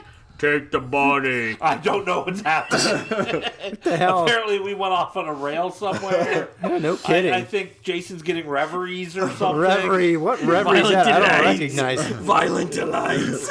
Did he just make up a story about the rabbit on Con Air? Yeah, the ending. This is the uncut version. The rabbit was the most interesting part of Con Air. And you liked the movie. I love Con Air. It's a terrible piece of No, garbage. it isn't. Put the body down. And I don't even think that's what he says. I don't know either. But anyways, moving I on. have no recollection of that. Was he naked at Yes, the time? he was. There you go. Still better than Ab Fab. Okay, moving on. No. Okay. Sean says, I care about Dune. I love the books and the sci-fi movies. I even enjoyed the extended versions of the Lynch movie. This is from Sean from Pittsburgh Nerd. That's right. Our arch nemesis. He cared. We asked him last week because they were Dune was getting remade. Yes. And I asked if anyone cared about them. And Sean Well, I does. said I liked the sci-fi series. I thought it was artfully done. Yeah. And Sean agreed with you. And he liked the agrees. He books. likes the extended version for when you have insomnia. You need something to sleep. That movie with all its internal dialogue. How many Dune books are there? I don't know. A lot. 7. Oh, Sure. okay. Yeah, that I don't sounds know, I'm good. just throwing out a number. I've only read the first one. You know what? You're right until proven wrong, because that's our podcast. Because it's our When you said podcast. so, you could have gone with that. Yeah, sure. There are 7 Dune books. Sure. There you go. All right, so I did like the movie too. I think David Lynch could do no wrong. Did you see the sci-fi miniseries? You cannot think David Lynch could do no wrong. He can do no wrong. How did you like Mulholland Drive? Did you listen to I his did like music Mulholland albums? Drive. Have you I listened really to his? like Mulholland Drive. No, you can't like Mulholland Drive because you don't know what went on in Mulholland Drive. Doesn't somebody female masturbate in that? Yes, and then all of a sudden everything turns upside down and goes sideways. Oh, you're in the upside down world. I remember the parents being real small and yelling, and Yeah. it's surrealist. He's a surrealist. It's surrealist just to be surrealist. I mean, the only thing I there's remember no from that point to movie it. was, I mean, didn't it have some Nine Inch Nails songs in it? I don't even remember. I think that's all I remember. I'm enjoying the movie. Oh, it's Lost Highway. I like Lost Highway. Lost Highway, Mulholland Drive. Yeah. Mulholland Drive. I was enjoying Mulholland Drive, and then they take the top off the box, and I don't know what happened. They took the top off the They box. took off the top of the box, and there was an hour left in the film. It was a very coherent plot. Kind of like us when we started talking listener feedback. And then there's this box, and she opens it up, and then it goes into crazy surreal mode for an hour. And never goes back. Wait a minute. She masturbates, Like and it goes into a crazy box, and it surreal goes crazy. I see some allegories here. Maybe Blake gets it. What's in the box? And I'm glad if Paltrow's head was in the box, I would have enjoyed the movie much better. It depends. Like the undergarments? Okay. Corrections. Big Dev the Psy Guy. Dev. Big Dev the Psy Guy. Dev. What was that? Oh, Hey. That's our theme music from number one fan Doug for Dev. Anytime Dev's on for corrections, he's got his music. he has his own theme music now in our listener feedback. We don't have the music for listener feedback, but Dev has his own theme music. That was hours. How many hours of production did Doug put into that? 18. 18 seconds? Maybe. All right. Regarding toy museums. There are a lot of toy museums. There is one in Missouri, self-proclaimed the world's largest. Okay. We were talking about toy museums 2 episodes ago, and if they still exist, or if they're physical, actual... An actual place where you can walk through and look at the toys Yes. in said museum. But Apparently Missouri has the world's largest. my answer Let's to go. this is in Missouri, who cares? All right. Hey, So, Missouri was showing us that true. they have toys. okay. Next one is from Amy Whalen. She has a correction for us as well. Yes. You know, it's been a hard past couple of weeks for Amy. And you haven't helped it. You know, and this is a non-political podcast. So in spirit of being non-political and the fact that HRC lost the election, and, you know, Amy's probably favorite leftist dictator passed away this week too. Yeah, we're not getting political at all. On Soapbox, HOBI Soapbox on The glass Canadian ceiling has Podcast been Network. removed for Amy. I'm going to read her whole quote. Whoa. Here it goes. It said, I've only been to your house 3 times, and I've met your dog, and Blake was also there for 2 times. 2 of the times. Yeah, 2 of the times. Regarding that, you didn't Yes. realize I had a dog. yeah that's right. Yeah. At least she knew that you had a dog. I didn't know. Good job, Blake. I'm glad welcome. you're observant. So, Scab Jeff doesn't see nudity. You don't see dogs. Okay. Okay. Jeff doesn't see women. So it all works out well. Yeah, it doesn't Yeah. work out well at all. No. I don't understand what corrections have to do with these. We were talking that, well, I guess it wasn't a... Shut up. Anyways, moving on. I don't think that word means what you think it means. I'm confused. I think it does. I think it does. Amy's was not necessarily a correction. Amy, I'm on your side. Okay. Very upset HR Puff and Stuff lost. Is that who you said? Yeah. Okay. Puff and stuff lost. All right. So, anyways, Randall Holt at RJ Holt 666. He's not evil. Just handled that way. And he's can we start like renting our airtime out and listener feedback to like maybe Randall Holt? Maybe. For example, because he's answering Pam's question from last week. About the Exorcist TV series. Yes! Anyways, he says, I've gone through the first 3 episodes of The Exorcist. I like it. It's very well done. There you go, Pam. No one else on the show has seen it. That is the official HOBI response. You know what? Here's the thing. If we don't... Oh, wait, are we subletting responses out now? Yes, we are. Is that how it works? If we don't see something and a listener has seen it, please let us know what you think of it, because we didn't see it. We appreciate that, actually. Thanks, Randall. And it'll be for you and an IOU. Just as good as money. There you go. Oh, and by the way... Oh, yeah, you know what time it is. It's time to get dirty. Time for Nick. Albright's. Oh, Jeff. Fantasy. Oh, yeah. Question. Ooh, let's get metaphysical this week. Jeff, what is the meaning of life? From Jeff's number 2.54 fan. Yeah, I love metric. It's so sexy. Those Canadians got it right. And we're not talking to Scab Jeff. We're talking to Jeff. Yeah. And now my name is Jeff. Well, I know the answer. I read Hitchhiker's Guide to the Galaxy. Oh, I didn't know if I didn't know if Scab Jeff. I didn't know if you were apprehensive about what the fuck is going on. But no, we were talking to regular Jeff. This wasn't to you. I don't want to disappoint you. I'm going to take his answer. Okay. 42.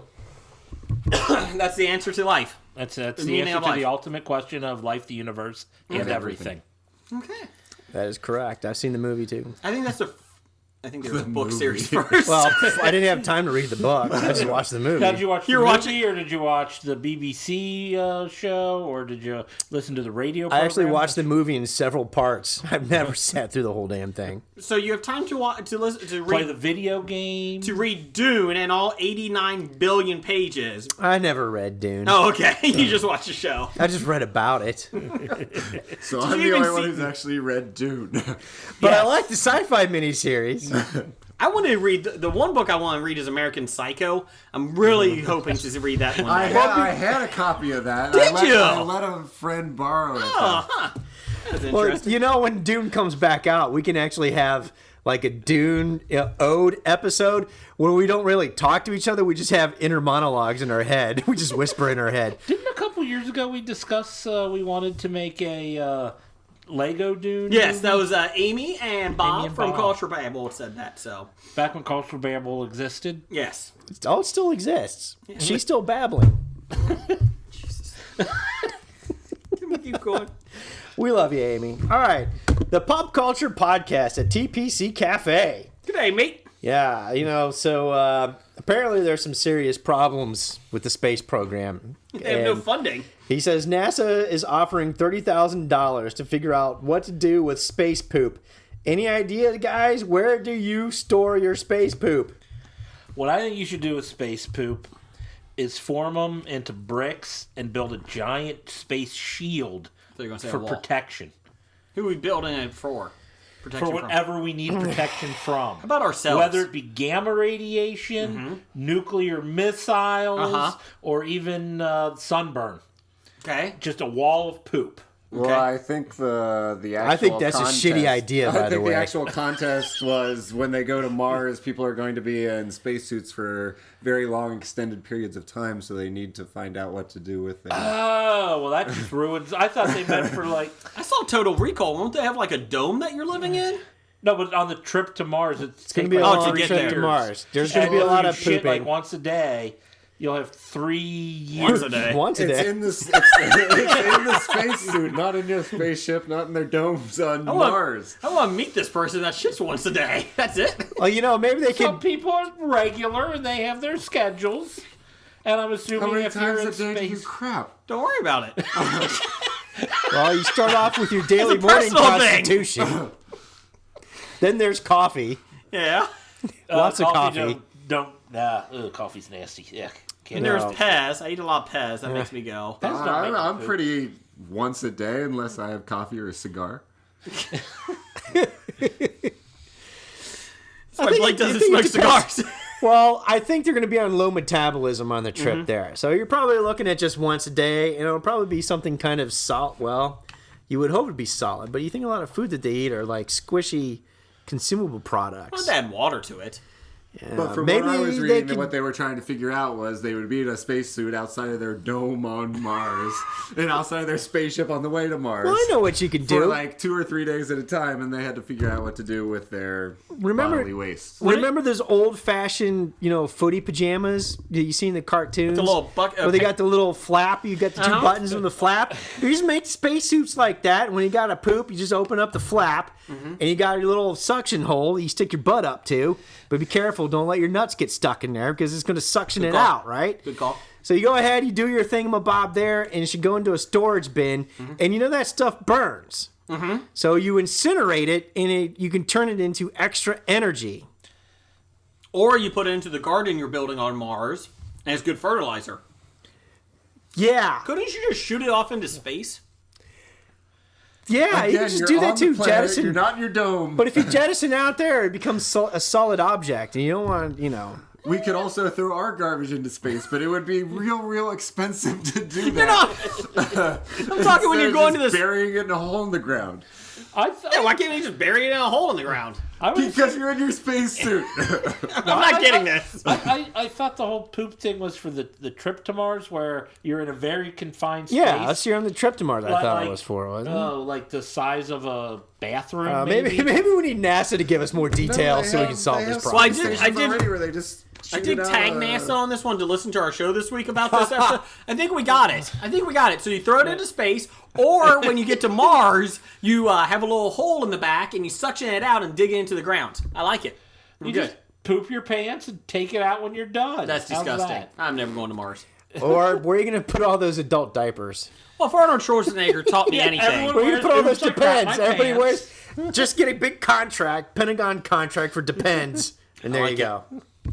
I pulled up the official NASA site, and it says Space Poop Challenge. Okay. I should have read it before I brought this up. Can we call it HOBI McFace or whatever it's called? Poopy McPoopface? There you go. Poopy McPoopface. Okay. I wonder what Worsley did on his trip to Antarctica with poop. Exactly. I mean, he's they will be in a spacesuit for 144 hours. So they need to know what they're going to do with their excrement during that time. Okay. Let it collect. Ew. Well, what else can you do? Well, that's what we're trying to figure out. That's the whole point of the contest, Jeff. Space suit / enema kit. If anybody, of our Hobie listeners know what to do with space poop, let us know, and then we'll take credit. I mean, people running marathons. Give us ideas, and then we'll have a Twitter poll on it. For the best idea, then we'll submit it to NASA. Hours to run a marathon. You're not in a marathon for 144 it would hours. Take me 144 hours to run a marathon. To be honest, you'll probably be dead by the heart attack in the first 20 minutes. I don't feel safe with you running. Apparently, it's a health and safety issue to sit in your own crap. Really? That's shocking. Sitting there, how many days floating. Is that? 5? 5? 4? 3? How about 6? I think it's 6. It's just under 6, I think. Yeah. 7. The same number of books as Dune. That's right. So, all right. There's your answer, NASA. You're welcome. Give us the money. Well, I was thinking some sort of... We get an answer. No, Space. It's a laser mechanism in the back of the suit, so whenever it starts you're thinking too coming out, much. It's much easier just throwing it to space. I don't understand what the big deal is. You get a chute going straight up. There you go. From your spacesuit? Oh, no, you have like the little portalet that goes straight up. A little suction portalet. Yeah. You don't sit on it. You just stand Blake's up. on the same page you just stand up and stand next to it. So why don't we have these on Earth? Wow, we're not inhumane. I mean, come on. I don't even know what that means. I don't know either. I'm just saying I'm impressed that Blake's agreeing with me, so I'm going with it. Yeah. That's our answer. Sure. 38,000. Well, because Hobie's not getting the money. I'm just agreeing so I can get home in a reasonable time tonight. Professor number 1 Dr. number 1 said, why were people vandalizing Susan B. Anthony's gravestone on Election Day? What a lack of respect for all she did. Yeah, they did. They kept just putting stickers and smacking stuff all over the gravesite and desecrating it. I feel like it was okay, though, because it was scratch and sniff stickers. Ooh, what, boysenberry. Oh. Ooh, I voted. I smell like strawberry. Or actually, no, your vote this year smelled like shit because we had a choice between shit and shit. No. Giant douche. Turd sandwich. Sorry. So if it smelled like a giant douche, it smelled like a summer's eve. Well, let's get some... And we're done with this segment. We have hit a new low. That's the new low? Seriously? It's time for another installment of the News of the Geek. Straight from the news desk. I am the Walter Cronkite of the show. You're the Walter Cronkite of the show. Queen of the Damned writer Anne Rice has announced... Queen of the Damned! You put the emphasis on the wrong syllable. Has announced that she's required the rights to produce her vampire... Acquired, not required. Okay, you know what? Do you want to read this? Do you want me to? No. No, it's more fun when you do, when we correct you. She's acquired the rights to produce her Vampire Chronicles novel series for the small screen. She wants to make it a Game of Thrones style epic with more Lestat. A television series of the highest quality. Does anybody ever say I want a television series of the lowest quality? People that make Two Broke Girls. Good call. Is now my dream for Lestat. Lestat. Louis. Armand. Marius. And the entire tribe. Rice wrote on Facebook. This is a new golden age of television. Such a series is the way to let the entire stories of the vampires unfold. I think that's a good idea. I do like that idea. Christopher Rice, her son, is actually going to be developing a pilot script with her, and will likely begin with the vampire Lestat and the second book of the series. Yes. Did you know that the new book is he goes to Atlantis, the lost city? Like the newest one that she wrote? Yes. I did not know that. I don't know if that's a good sign or not. I think Well, maybe it she's Sounds like it jumped the shark. You think? Yeah. And then she went right into the ocean. Right. It depends exactly as to what Atlantis in her world is. Aquaman's in it. Oh, well, then she jumped the shark. Yeah, you know, I mean, if it's an underwater level or if it's just a hidden It's not a video game. It's not an underwater level. It's a book. Have you read a book? It's not it's a choose your own adventure Choose book. your own adventure. There you go. I read those. I'm going to hope that Margaret and Tracy are listening to this podcast and listen to me once again when I say I'd like to see Dragonlance done in a Game of Thrones style. Thank you very much. I also find it interesting. She's got to buy the rights back to her own books. Yes. Well, she sold them. I know. But it's weird. They made an okay movie and then a crappy piece of shit movie. Are you excited about a TV series, though? Yes. Yeah, I'd watch it. I am. Yeah, it's pretty good because, I like it. Yeah. It's got to be on HBO or something like that, right? Or Showtime. I don't know if you can make this series on regular TV. I don't know. Well, what do you Netflix mean is by getting a lot of regular money TV? to throw. It could be Netflix. It could be... Netflix is fine. I'm talking basic cable or regular I TV. think you could probably do it on base. I think AMC... I think you need some nudity and sex. Yeah. That's the whole It does mystique. focus a lot on, on sex. Yeah. Yeah. I mean, you can do sensuality without putting it over... I mean, you can still do it without being obscene or breaking whatever rules they may have. Yeah. And so, Scab Jeff, remember this. When you sell the movie rights to Zombies, the true story of the Titanic disaster, remember you have a clause in there that lets you get those rights back so you can do your TV series. Can I play the Raging Cajun in it? He's desperately trying to get a job. The counter. Call me Lemmy LaCroix. If this doesn't work, he'll do a catch casting audition with you. Anyways, let's see. Look at my hula hoop. Couch casting? Well, all right, I thought we were just letting that go. I feel like I'm surfing. Are you surfing? You go hit that couch in the blue room there, guys. He's still trying to get his part.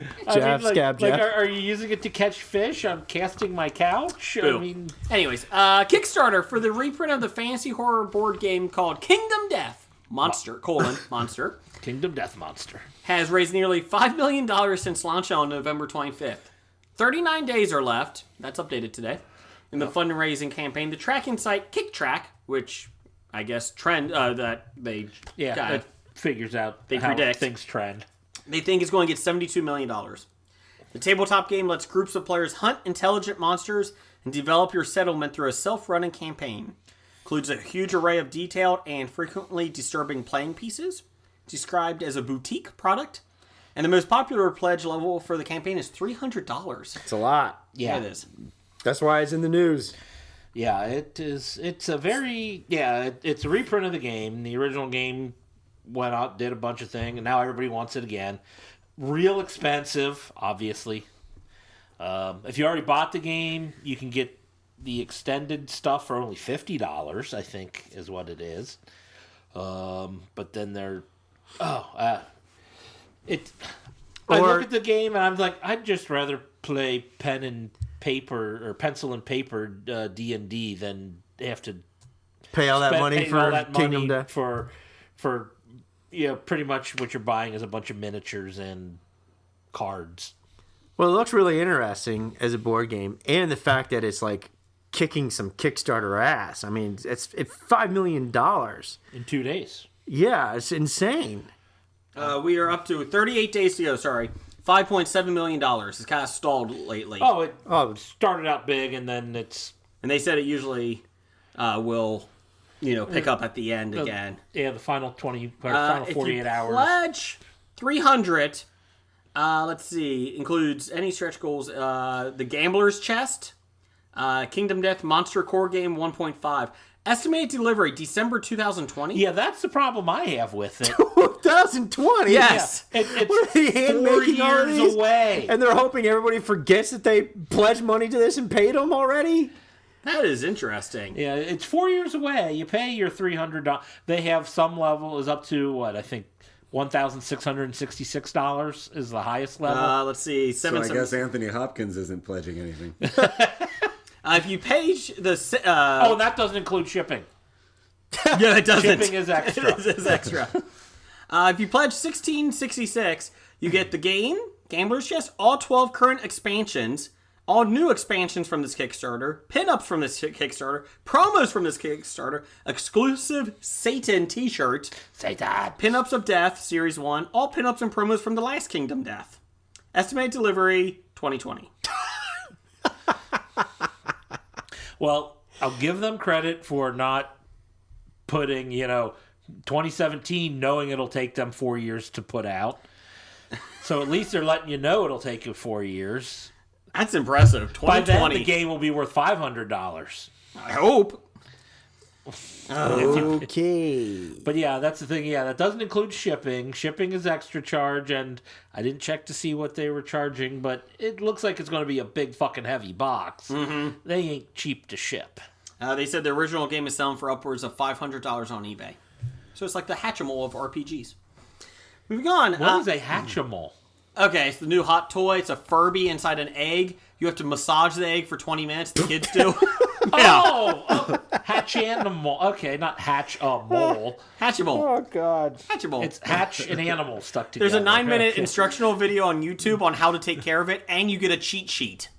And then it hatches out of the egg, and then it goes from an infant to a baby to a toddler to a kid. And how many days? An adult. I don't know. It's like hours you have to build. It's like a bird. It's the most ridiculous thing ever. So can you put it back in the egg when you're done? No, you have to throw. It actually gives you directions to throw the shell away. I think it leaks radiation or something. Asbestos. Do not taunt Happy Fun Ball. Do not lick the egg. Not for consumption. We covered it in lead paint. It's fine. Let's see. That's made in China. What could go wrong with it? Quickies. Steven Seagal's relationship with Russia is a long and fascinating one if anybody's interested. Nope. He's actually built a long-lasting friendship with Vladimir Putin. To top it all off, Putin granted the action star his Russian citizenship earlier this month. This past weekend. Yep. And on Friday, gifted him with the new dual citizenship passport in Moscow. Let's see. They've been friends for decades. The Washington Post, yes, Washington, wrote Steven Seagal has been a longtime supporter of Putin and called him one of the greatest world leaders, if not the greatest world leader, alive today. He already filmed a promotional campaign for the mobile provider in Moscow, Megaphone, including a mannequin challenge video at a recent press conference. I do not want to see Steven Seagal doing a mannequin challenge. That's completely messed up. I guess Seagal got to Putin for Thanksgiving before I could have him on here to pick his brain. That's why he didn't show up at your house? Exactly.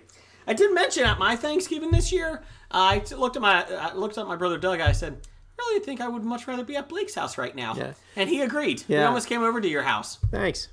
You know what? I have my own correction from last week. Yes. Were you invited to Blake's for Thanksgiving? Yeah, I wasn't there. Yeah, show up. I said Tom Cusack. I meant John Cusack. Good job, Blake. Thanks. That's my got a lot of correction. complaints That's my about own that. correction. Approximately 0 complaints? Yes, that would be 0. Yeah, 0. So now I brought it to everybody's attention. So what do you think the mannequin challenge is? Because when you mentioned the mannequin challenge, you went like... Moving my arms and I was doing like a thriller. Like a puppet type of thing. The Michael Jackson I thought thriller, he was doing zombie. the crane kick from Karate Kid. Yes to both. Can I say that? Yeah. I fucking hate the mannequin Is the challenge. mannequin challenge like... Is this stupider than planking even? Oh, it's close. It's close. I mean, Tebowing is better than this, right? Oh, no, not T-Bow. I kind of like this, and there's famous people doing it for good causes. Yeah, sure. Yeah. Anyways, there's your... Stand by, I would never stand do by it. next week for the HOBI Mannequin Challenge. We'll perform it live on the air. Ready? Go. Okay. All right. Yeah, excellent. Is there a time limit you have to do this for? You just have to video the whole thing, go around the whole thing, and Yeah, video that's not going to it. happen. No. Anyways, There's too much peasants in You this don't room get a for me to sit reward for the still. challenge or anything. It's just you stay still and. It doesn't sound like much of a challenge either. I have ADHD. I haven't stayed still in years, so it's okay. So, we challenge you to film yourself not moving? Rather challenge you to a duel. Okay, challenge is a bad word for it. I got one shot. I'm mean- not blowing my one. No. Damn it. Are you doing Hamilton or Eminem? I don't know. I Tell. always get that confused. I really do. I don't know which one is which. He rapped Hamilton a couple weeks ago. Okay, so moving on. Let's go. I don't know if I'd call it rapping.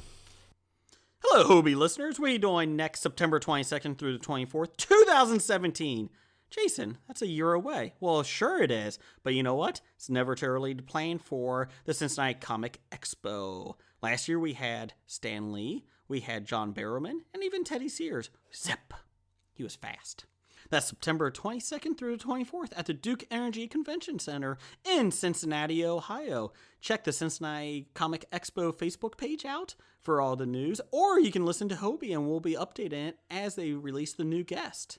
Again, Cincinnati Comic Expo, September 22nd through the 24th. Make your plans now. Hi, this is Mark. Congratulations. You have found this amazingly awesome show. Chances are you're listening to it right now on whether it's iTunes or Stitcher Radio or some other mobile app that allows you to stream this amazingly awesome show to your ear holes. And I can't stress how awesomely amazing this show really is. But did you know that you can also catch the latest episode of this show on the Tangibound Network? That's right. Go check out tangiboundnetwork.com. You can look them up and you can listen to it right there. It's even mobile friendly. What more could you ask for? Which means you can pull it up on your iPhone or your Android, even your Windows phone. Yeah, who has one of those? But still, point remains, you can do it. You can do it. Check it out, tangiboundnetwork.com. Listen to this show, the latest episode, every time. Check it out. It's time for Box Office Bombs. All right, if we're talking bombs, that means we must be talking this week about Allied. Made only $13 million in its opening week on a budget of $85 million. The film only added $9 million overseas and is Brad Pitt's lowest opening film since Fight Club made $11 million. This is the one with Marion Cotillard. There you go. This was the movie that busted up Brad Pitt's marriage to Angelina Jolie. I think her drinking her ex-husband's blood might have done it. But, she did that before they got married, That's true. so I don't think that was the deal killer. I didn't really have a desire to see this because it takes place in Casablanca, and I hate the film Casablanca, so I'm fine with that. How do you hate the film Casablanca? That's awful. Dude. You obviously didn't see the film Casablanca. I did see it when I was in college. Thank you very much. In the film class, it was awful. Maybe you should watch it again. Yeah. It was not awful. It was actually... I'm not usually a fan of the older movies, and I thought it was very well done. So did I. Excellent movie. I'm going to have to agree with them. You are wrong. Yes. So Jason is wrong again. But I will say this about your note here on the bomb. Brad Pitt. Yes. Is he going the way of Johnny Depp? We're going to find out in the stock. It buy sell. Ooh, We're buying, selling his there you stock. go. There's a teaser. Teaser. Also bombs. I have split reactions about this one. Bad Santa 2 failed at the box office. Opened with $9 million for the 5-day weekend. I want a 5-day weekend. I don't think I've had a 5-day weekend ever. I did. It was quite nice. Really? How do you have a 5-day weekend? Were you off Wednesday or Monday? Oh, 4-day. Never mind. Okay. Anyways, moving on. Christmas time off for a 7-day or 6-day weekend, so I'm excited with that. Yeah, some people call that a vacation. Week off. Yeah. Some say that. Anyways, moving on. The film also only has 25% on Rotten Tomato and a C+ on Cinema Score, which is not a good sign. And Cinema Score gives you anything lower than a B+. Or B+. Oh, B- is a kiss of death on Cinema Score. Entertainment Weekly gave it a B-. They hated it, but they did give it a B-. So. And $26 million budget. I had no desire to see this. See, I really like Bad Santa 1. I agree. And I kind of, wish they didn't do it. But if they're going to do it, I'm like, hopefully they do it well and it's worthwhile and not a waste of time or money. I don't think anyone cares anymore. No. It's a cult classic you can watch, but nobody's like, oh, I can't wait for the sequel. Will they throw the ring into the pit of fire? I don't know. Will they? I'm just saying that there's no story that you need after this. Sorry. Moving on. Okay, well, just take the eagle to the top. Top 5 this week. Moana made $55.5 million, total of $81 million in its opening week on a budget of $150 million. This is just for the 3 days, and then the total was in the 5. Sorry. Gotcha. Fantastic Beasts and Where to Find Them made $45 million, a total of $156 million on a budget of $200 million. That's been getting a lot of press because of Newt.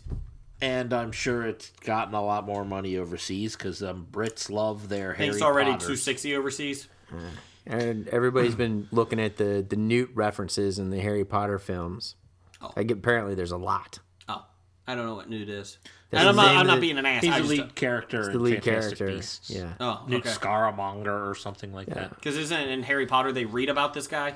Yeah, he's the guy who wrote the book that's one of their textbooks. And he's on the map that Harry has. Okay. Ooh. The mischief map. Okay. You actually see Newt moving around. Okay. Dr. Strang made $13.5 million, a total of $205 million on a $165 million budget. Number 1 origin story for Marvel. Marvel Cinematic Universe? Yes. Or any Marvel movie? Marvel Cinematic Universe. Yeah, because I'm pretty sure both Spider-Mans made more than that so far. Marvel Cinematic. Marvel. So, the first Captain America didn't do that? Nope. The first Iron Man? Nope. First Guardians Spider-Man? of Galaxy? Spider-Man? Solo. Sorry. Oh, okay. First Spider-Man? That doesn't include it. That's not Marvel Cinematic Universe. Oh, that's Sony. Yeah. Oh. How does Sony sound? Captain America and Iron Man. Yeah, pretty much. And Ant-Man. Ant-Man, yeah. Hulk. Yeah, Hulk. Yeah. That was so successful, they did it twice. The same thing. Exactly. Allied, as we mentioned, $13 million on its opening weekend on an $85 million budget. And Blake's favorite, The Arrival, made another $11 million on a total of $62.5 million on a $47 million budget. Yeah, Was that the one with the nudity I didn't see? Yes. Yeah, thank you, Arrival. Lots of circles. No, thanks. I just think the circles were just pictures of boobs. I don't know, maybe it was metaphorical. Cheerios. I don't know. She can only read circles. Never mind. Stop Keep it. moving. Move on. All right, upcoming. Before we hit another December new low. 2nd. The only wide release we have is Incarnate. Yes.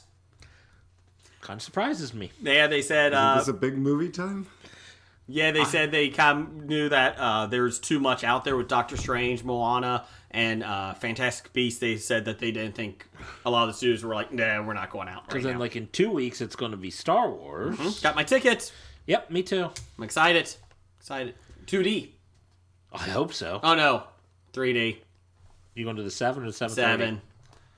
They had the 7. By the time I remembered they were out, 7:30 was sold out.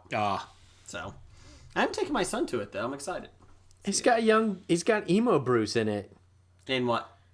Incarnate. Who is it? Aaron Eckert's in it. Oh, he's never been in a bad film. And that He's been in a good film. and Thank you for smoking. David Mazouz. David. Gotham. Emo Oh. Bruce. Whiny Bruce. Oh, baby Bruce. Baby backs. Whiny Bruce, yes. Oh, good for him. Do we know what it is about? It's a horror movie. Oh, yeah. Okay. Okay. There we go. Because when I think Christmas, I think, let's kill some people. Krampus did so well as a horror Yes, movie it before did. Christmas. Yeah, see, it's the incarnate is a scientist with the ability to enter the subconscious minds of the possessed, must save a young boy from the grips of a demon with powers never seen before while facing the horrors of his past. I think this is a combo of several movies we've seen Cell. before. Yeah, is this like every horror movie trope thrown into one? Yeah, pretty much. Ready? Death's Eye. Okay. Okay, let's finish this up. Buy, sell. All right, buy, sell. We're leading off with Billy Bob Thornton. Buying a stock or selling a stock? Scab Jeff. Sell. I hope I already sold it. Sell. That was easy. Dwayne Johnson. Buy. I'm buying Dwayne Johnson. Buy. I Isn't he will like the buy. highest paid actor in Hollywood right Yeah, now? I'll buy Dwayne Johnson. Wait, hold on. The sexiest man I'll buy him, alive. too. I will agree he is probably the sexiest man. alive. Brad Pitt. But I think he's reaching the top of his bell curve. I know Jumanji 2 is going to be awesome. Yeah, okay, I'm selling. What's next, Jeff? Brad Pitt. Sell. Sell. World War Z 2 is coming out, so get ready. I think right now I'm selling. Good call. Scab Jeff? I'm going to buy him. Oh, he's in a new Spielberg movie next. Okay, he's gone. I'm just kidding. Okay, bye. It's a hate purchase. and Marion Cotillard. Oh, bye. Bye. Bye. I don't know who she is. Just say bye. Is she the one from Allied? Yes, she is. And she was also in Dark Knight. Dark Knight Rises. Dark Knight Rises. I feel like she's And going to she have was some good in movies coming. Inception. I feel like her star is rising. She's in like everything Christopher Nolan does anymore. So just say bye, Jeff. Is he doing Foundation? I don't know. I heard that he was doing he was doing something based on Asimov's Foundation. That would be And kind of Marion interesting. Cotillard is going to be in it. What are you going to do? What are you doing, Scab Jeff? Clock is ticking. I'm selling. I thought you said Asthma Foundation. You mean the Asimov's Foundation? Asimov's book. Asthma. Okay. He got the rights for the Asthma Foundation? He's doing charity work. What? He's making a movie for the Asthma Foundation? What? It's only 8 breaths long.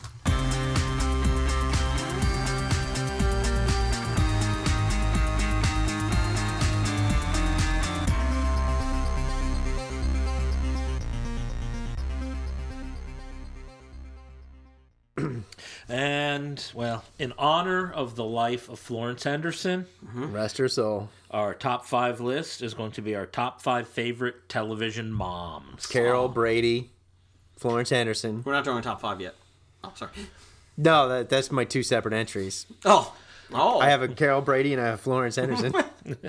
No, I'm going to say, I'm assuming in honor of Carol Brady, We're assuming Florence she's Henderson, number 1 and she's we're not assuming being on our she's list. number 1 and not anybody's list, right? Because she is the number 1 mom, right?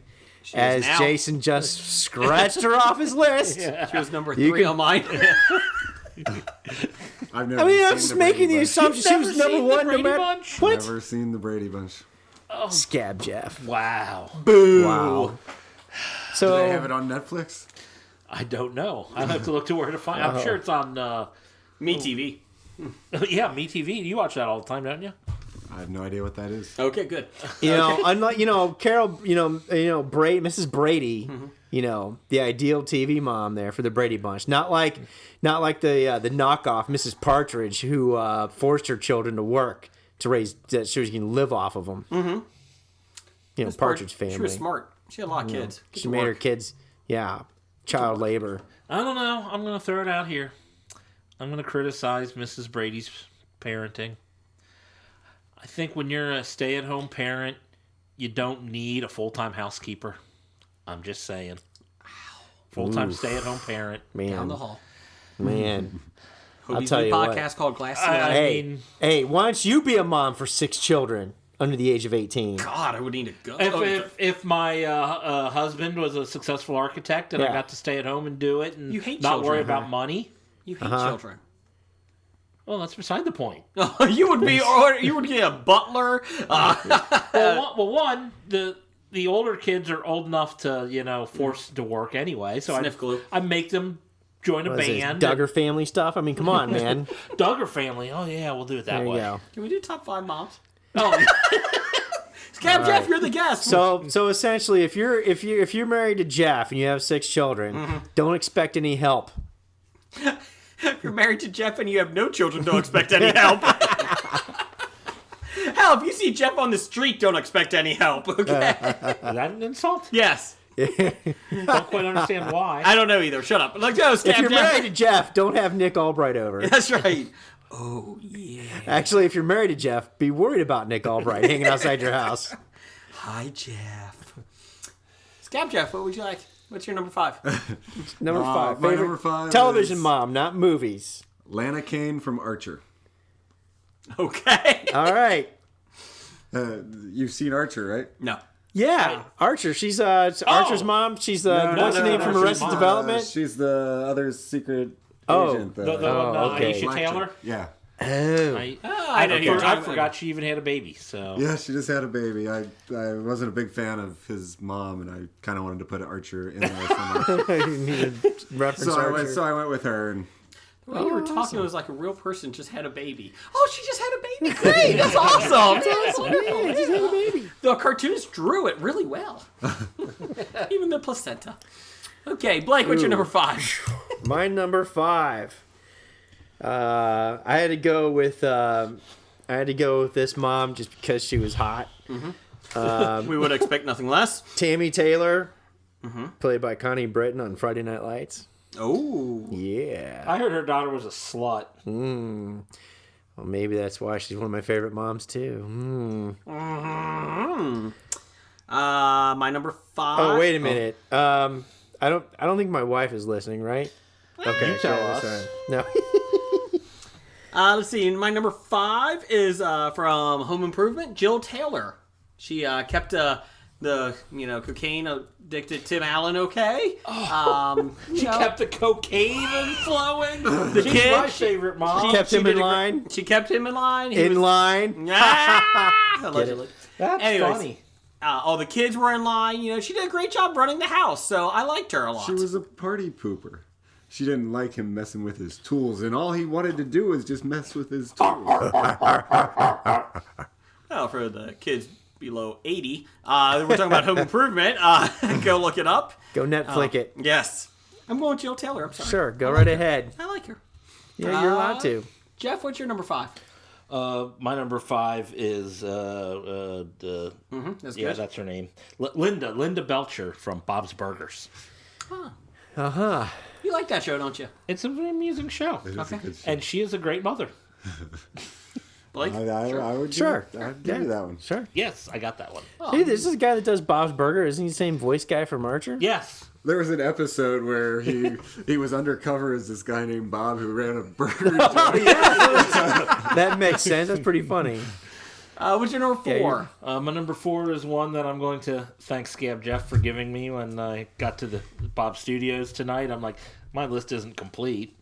And he threw one out that he told me wasn't on his list, so I don't think I'm stealing it from him. It's not on my list. But I'm going with Daenerys Targaryen, the mother of dragons. Oh. Ooh, interesting. She have a big house at Thanksgiving?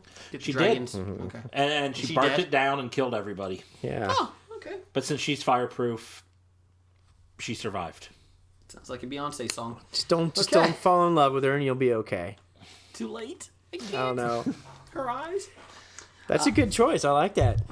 Me too. Yeah. That was almost on my list. It was an honorable mention. Yeah, that's good. I didn't even think about that. Honorable mention. Although I did think of Game of Thrones. I was like, no, Cersei's too evil.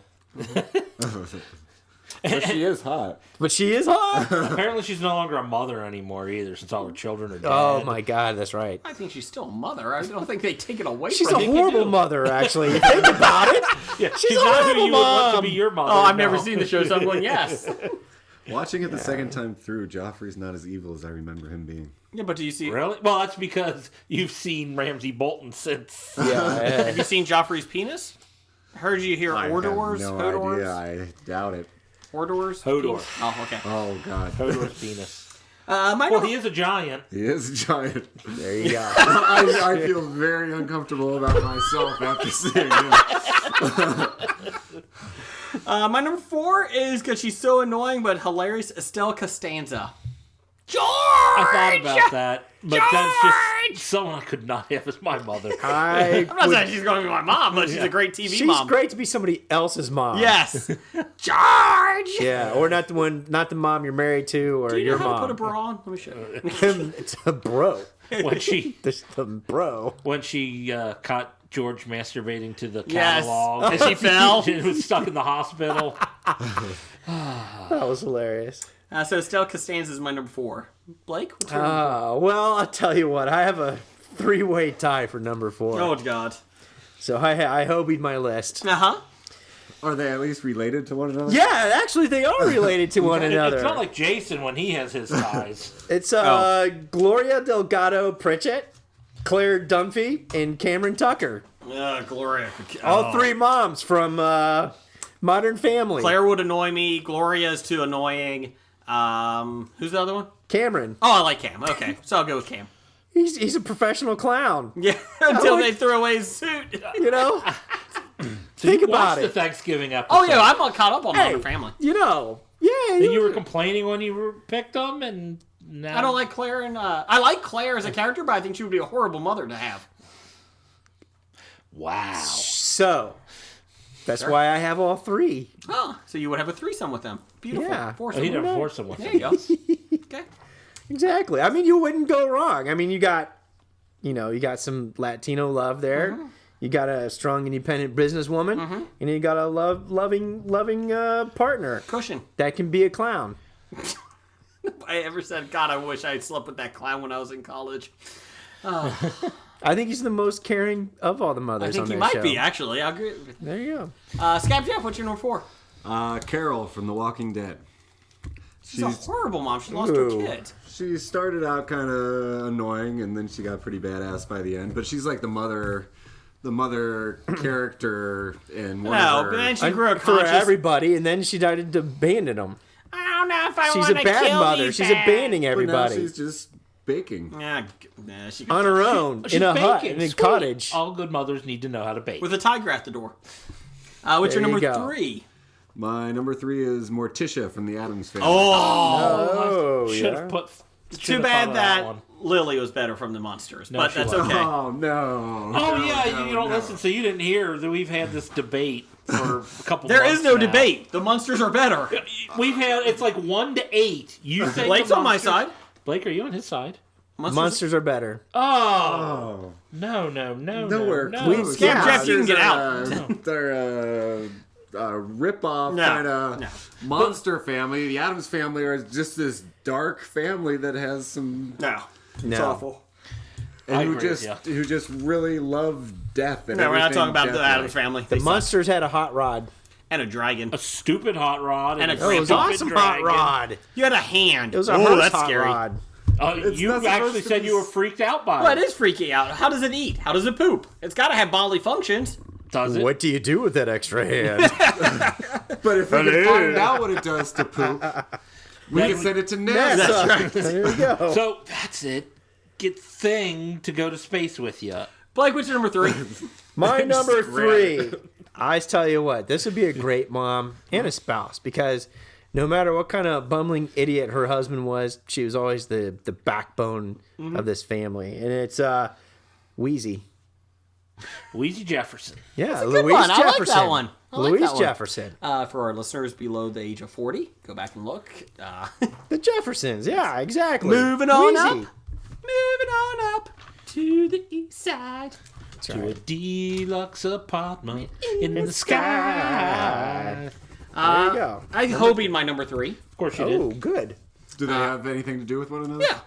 How are they related? Give us a Both clue. TV moms. They're both TV Well, we know that. Other than being TV moms. animated. Marge Simpson Okay, good. and Peg from King of the Hill. Ooh. Peggy Hill. All right. Yeah, okay. Both give you of them that. are the backbones of their family. Marge can be sexy at times. Yeah. Peg, She was in Playboy. Marge what? Yeah. Peg is just hilarious. I like her. She keeps a tight ship on the in the thing. You don't have to worry about that. Yep. She corrects the kids and that. So I I'm thought going with about Marge and Peg. I thought about Marge Simpson. All of She's your on my moms, honorable list. Your criteria for a good mom is keeping a tight ship. Yes, because I'm OCD and I love a clean house. Yes. I just thought you liked your ships tight. I do like Is that why you keep your dog outside all the time? He's not I've never outside. seen him. This imaginary dog you keep talking about that Amy has that seen? Amy claims to have seen. Well, she's probably tripping on LSD or something. Who knows? I don't know. Talking about Ab Keep Fab? going. Can we talk Ab Fab? No. Are they mothers? Yeah, they're actually. Edina Again. is a pretty bad mother, so Again. she wouldn't be on this list. Yeah. Now, if you just wanted a party life, Mom, there you go. So she's the Carrie. Anyways, let's see. Jeff, what's your number 3? You did your 3? Damn. Yeah, you're the last one. Morticia was my How could I leave Edina off? I can't believe I left Morticia Addams off. I might have a tie at my number 1 now. Yeah. Well, then I knocked really? out half of There you go.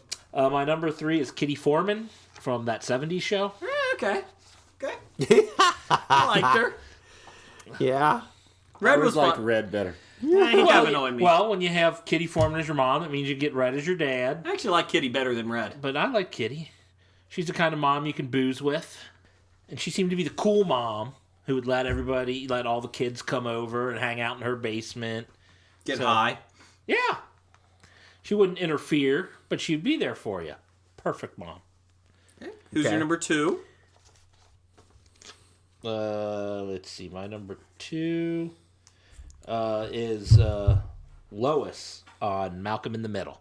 Ah. As played by Jane Kaczmarek. She annoyed me. That whole show annoyed me. No, she would be a great mom if she didn't have shitty kids. Okay, I agree with you on that. Uh-huh. I'll agree. Her kids were shitty, and that's the reason. Well, to her benefit, she did marry somebody from Breaking Bad, a meth dealer. Well, she married him before he was in Breaking Bad. No. This was the after, remember? This was witness protection. My number 2 is a Lois as well. Lois Griffin. Talk about sexy. I thought you'd lump her in with your other No. Lois Griffin is better. How is Lois Griffin Sexy? more different from Marge Simpson? Lois Griffin doesn't keep a tight ship. And she's a smart ass. Okay. She's a smart ass. She's a smart ass that puts up with smart ass. And he likes her voice. I understand. And she's sexy. Sorry, I agree. He likes the hair. You notice he's got cartoon moms with crazy hair. She has the mom bob. That's right. So I'm going with Lois Griffin. Yeah, go ahead. And if she likes Peter, she's got to like me. I look better than Peter. You are a life-size Peter almost. Wow.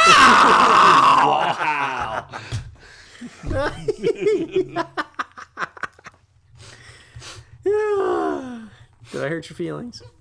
Fuck you. Good. No. That's your number 2. Damn. My number 2, I got a double at number 2. And there's a relation between the number 2. Maybe you guys can figure it out. I don't care. Lily Munster, the Yvonne DiCarlo, Yeah, she's no. and Elvira. Is she a mother? She is now. She's no Morticia Addams. Well, you're Carolyn Jones. Elvira, like, yeah. Shut up. Shut up. That's a good pair. Yeah, I get it. What you did there. I get it. I don't get it. I get it. I don't get it. So there's your number 2? Yeah. Okay. Those are my The 2s. Mistresses of Horror. That's right. Scab Jeff, what's your number 2? Nancy Botwin from Weeds. You ever see Weeds? She does do everything for her family. that's She does put her right. family first. It's a true. fucked up show. She's an entrepreneur. She's an entrepreneur. She's business motivated. And she's Hot. very hot. There you go. What's your number 1? My number 1, and this was way better than all the other ones. Like this was like when I thought of her, top of the list right away. You ever see The Americans? No. The Carrie Russell. Carrie Russell's character. Carrie Russell's Russell. character on The Americans. You could just say was Carrie Russell, and I would agree. best mother character out there in TV. Okay. Oh yeah. Perfect mom, you know, she takes care of her kid. She's a Russian spy. Unless she gets a haircut. Oh my god, what are we going to do? She got a haircut. I'm not saying she's necessarily the best mother out there. She's the best character. That's a mother. Best character, that's a mother. That's what my number one's going to be close to. Yeah. Blake, what's your number one? My It's not gonna be number close to, one is it? TV moms is I Hobie did again. I have two because I couldn't decide which one I like better. I like how you do a top 9 list every week. Thank you. Do they have anything to do with one another? No. No. There's no relation whatsoever. Then why wouldn't one be one and then the other one be two? This is my list. Like, okay? what's the? I don't understand. There is no point. It's Well, I just don't because they're understand the number rankings. ones. I don't understand the rankings. Well, one would be my number one cartoon, Mom. Okay. And she's the reason why the expression Bad Betty exists. Oh, Betty Rubble? That's right. Betty I Rubble. thought he meant Betty Boop. No, not Betty God. Boop. Betty Rubble. That character is as bad as Popeye. You know, everybody knows you marry Wilma, but you mess around with Betty. Right? Well, apparently Wilma's fertile. If you want to have children with Betty, you got to adopt someone dear who's dropped God. off on your doorstep. Please send your complaints to Jeff at Graphic Novels. So anyways, Betty. They wished on a star to get Bam Bam. You realize that. And look how it turned out. Look at Bam Bam. I can't remember. I just know there's Dino kept getting back in the house. All right.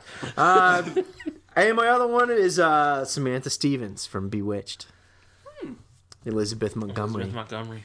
Yeah. Twinkle the nose. That's right. Wiggle that nose, Although baby. if she was my wife, I wouldn't have a rule that banning her from doing magic in the house. Oh. That's part of the fun, dude. It's like, do all the magic you want. Where'd that broom go? Whoop. Whoa, hey! Hey. And you could always say, when your friends come over, you can say, this is where the magic happens. You're Ronald McDonald there? I'm a clown. Yep, you're right. They really had nothing to do with one another. I like how Blake goes for the 55 to 70-year-old crowd. It really works out well. Yeah. Well, in the opening of Bewitched, she was animated. Yeah, that's Genie. That's I That's just a Genie. Oh, wow. I forgot of her, too. She's Did not they come out at the same year? Pretty close. I think they're pretty close. Pretty yeah. close. Okay, I'll give it to you. My number one is Take No Shit. Mom. She's awesome. She doesn't run in a tight ship, but she's always looking out for her kids. Peg Bundy? Gemma for Sons of Anarchy. Yeah, Peg Bundy. On there. Peg Bundy. That's Gemma from Sons of Anarchy. You mess with her family, she will fuck you up. Actually, you could have made her two. You could have said Peg Bundy and Gemma. That wouldn't go together. I don't Yeah, they understand do, why. because they're the same woman. I don't get it. Why would they go together? Never mind. No, you could have done three. Three. You could have done Gemma and Peg Bundy and the chick from 8 Simple Rules. Okay, so this is my list. Gemma's one. And Betty Rubble. And Betty Rubble, yes! Yes! I don't understand why they would all go together. They don't have anything in common. I don't get it. Anyways, Gemma, from Sons of Anarchy. All right. Number one mom. Well, since I decided I was going to go ahead and tie Adams, Morticia Adams, God. number one, she is tied with the ultimate, you know, Number one. the mother. Just turn into the Everyone's ultimate favorite mother. MILF list. This isn't MILF. Norma Bates. June Cleaver. Eh. Yeah. No, Yeah. June Cleaver's the best mom We have ever. now hit the 80 to Sure. 90-year-old demographic. You don't need. You see her on no. Leave to Beaver reruns? We're pretty hard on the beaver last night. Yeah, exactly. We waited all that time for that. No, Okay, you're moving on. the one that told me to come up with these. All right, yeah. My- Top 5 MILF list. You didn't say MILF. Oh, next week is DILF. No. Get ready. Let's see. My wife actually participated. Oh, and June Cleaver speaks jive, in case you were curious. That's right. Yeah, that's right, from Airplane. Yeah.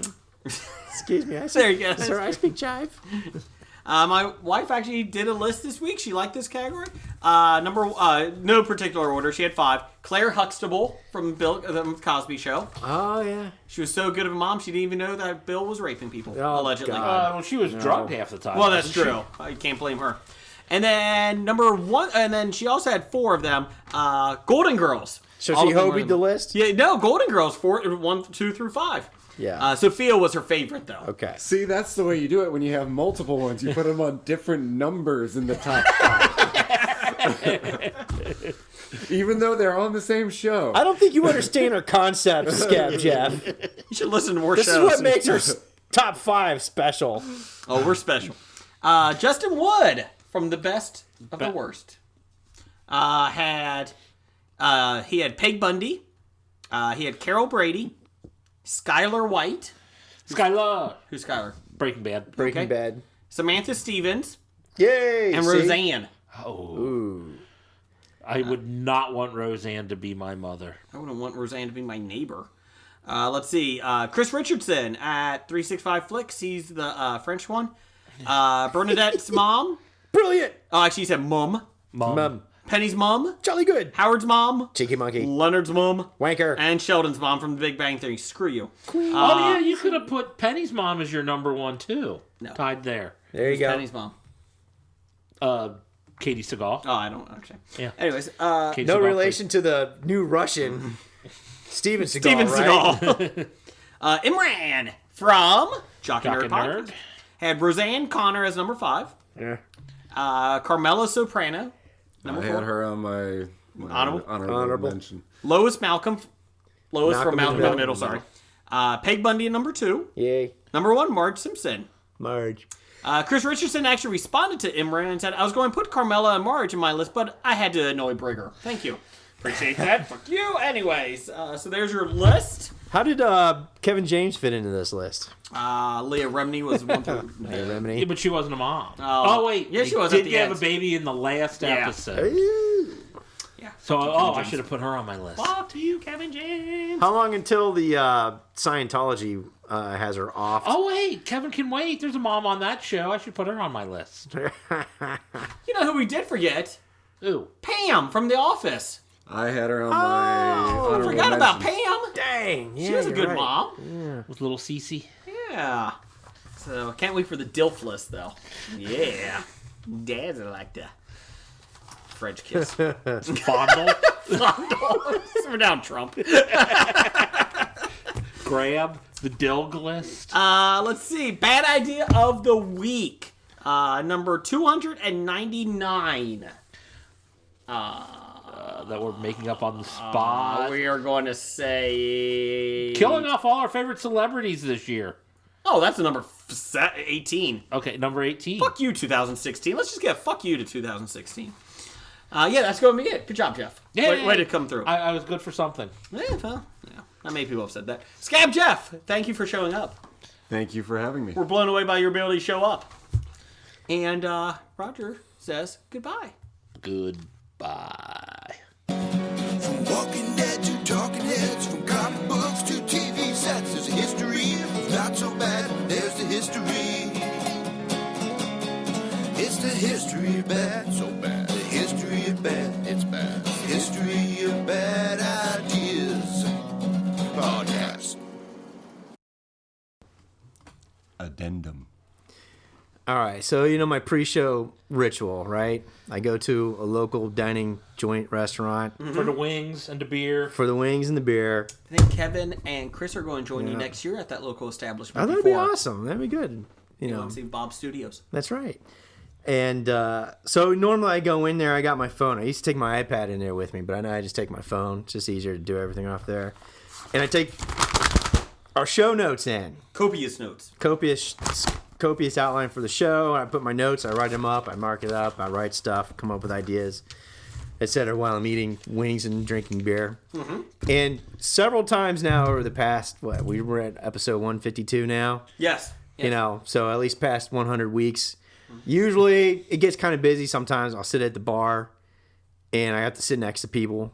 And, you know, sometimes I'm sitting at a table with the booth benches. Sometimes people sit next to me because of the things. And usually they'll sit there and you know the type of guys you get in that location. Yes. Not our typical listener type guys. Tractor people. You know, we're talking about, you know, salt of the earth kind of more Yes. people. So it always happens. So I got my pen, got my beer, I'm writing stuff notes, and usually the question starts out with, what are you studying there? Or it comes out with, what are you doing? You know we have business cards you can hand Yes. Well, yeah. And so I go, I'm just writing notes here for a amateur podcast. Amateur? Yes. Well, until you start paying me in real money, we'll become professional. I have IOUs. It's just as good as real money. I know. So usually, sometimes the conversation, hits a pause because I think a lot of times they're going podcasts, it's cranking through their brain, or sometimes they'll ask like, "What's that?" I say, "Well, it's a podcast, Amer's podcast, and we talk about pop culture, games, movies." And usually at that point in time, it just ends with kind of like a look and like a grunt, and they don't bother talking to me for the rest of the hour that I'm there. I was like, well, nerd stuff. Needless to say, this has happened several times over the past years. What are you doing? What are you studying? Or like, are you taking a quiz? Or they think I'm writing down answers from like the trivia things on the TV. That you're cheating. Yeah. I'm like, no, I'm writing notes. These are show notes for a podcast. And I had to, podcast. And they're like, well, what's the topics? It's like, well, pop culture, games, movies, geek stuff, nerds. And there's like, do you have a lot of girls' phone numbers? That's it. That? No. But maybe that's why all the waiter staff likes me, because they look at me doing this and they know I'm completely harmless. They know I'm not there to get phone numbers or trying to get laid like these other guys that are there hitting on them the whole time. I think you're kind of inside the Bob Studio area. I think you're inside the Bob Studio area. Yeah. So have you converted any of them to our show? No. Oh, damn it. Tonight's were guys that were here training other repair guys. They're from South Carolina, and they're brake installation specialists. Oh. And so they were asking me, what's there to do around here? And I said, You're looking this at is it? And if you want real action, you probably have to get closer to the city because you're like on the edge of rural suburbia. We have a Wendy's. I mean, like, That's this what is he's it, saying. dude. You're at the beer and wing place already. That's right. And then he's like, what's that? And, as I said before, I go through the thing. Oh, this is just show notes for, he's like, for what? This is for a podcast. You should start saying TV show. Yeah, I should just a radio show. Do radio show. Yeah, exactly. Radio show. Just do a radio show from now. Side. We're on iTunes. Yeah. We're on a radio show. So he seemed interested and wanted to listen? Is that what you're saying? No. No. He didn't talk to me for the rest of the time when we were chatting. And that was a good 45 minutes. However, when I did get up, I said, hey, enjoy your stay while you're here. And they're like, he's like, fuck off, geek.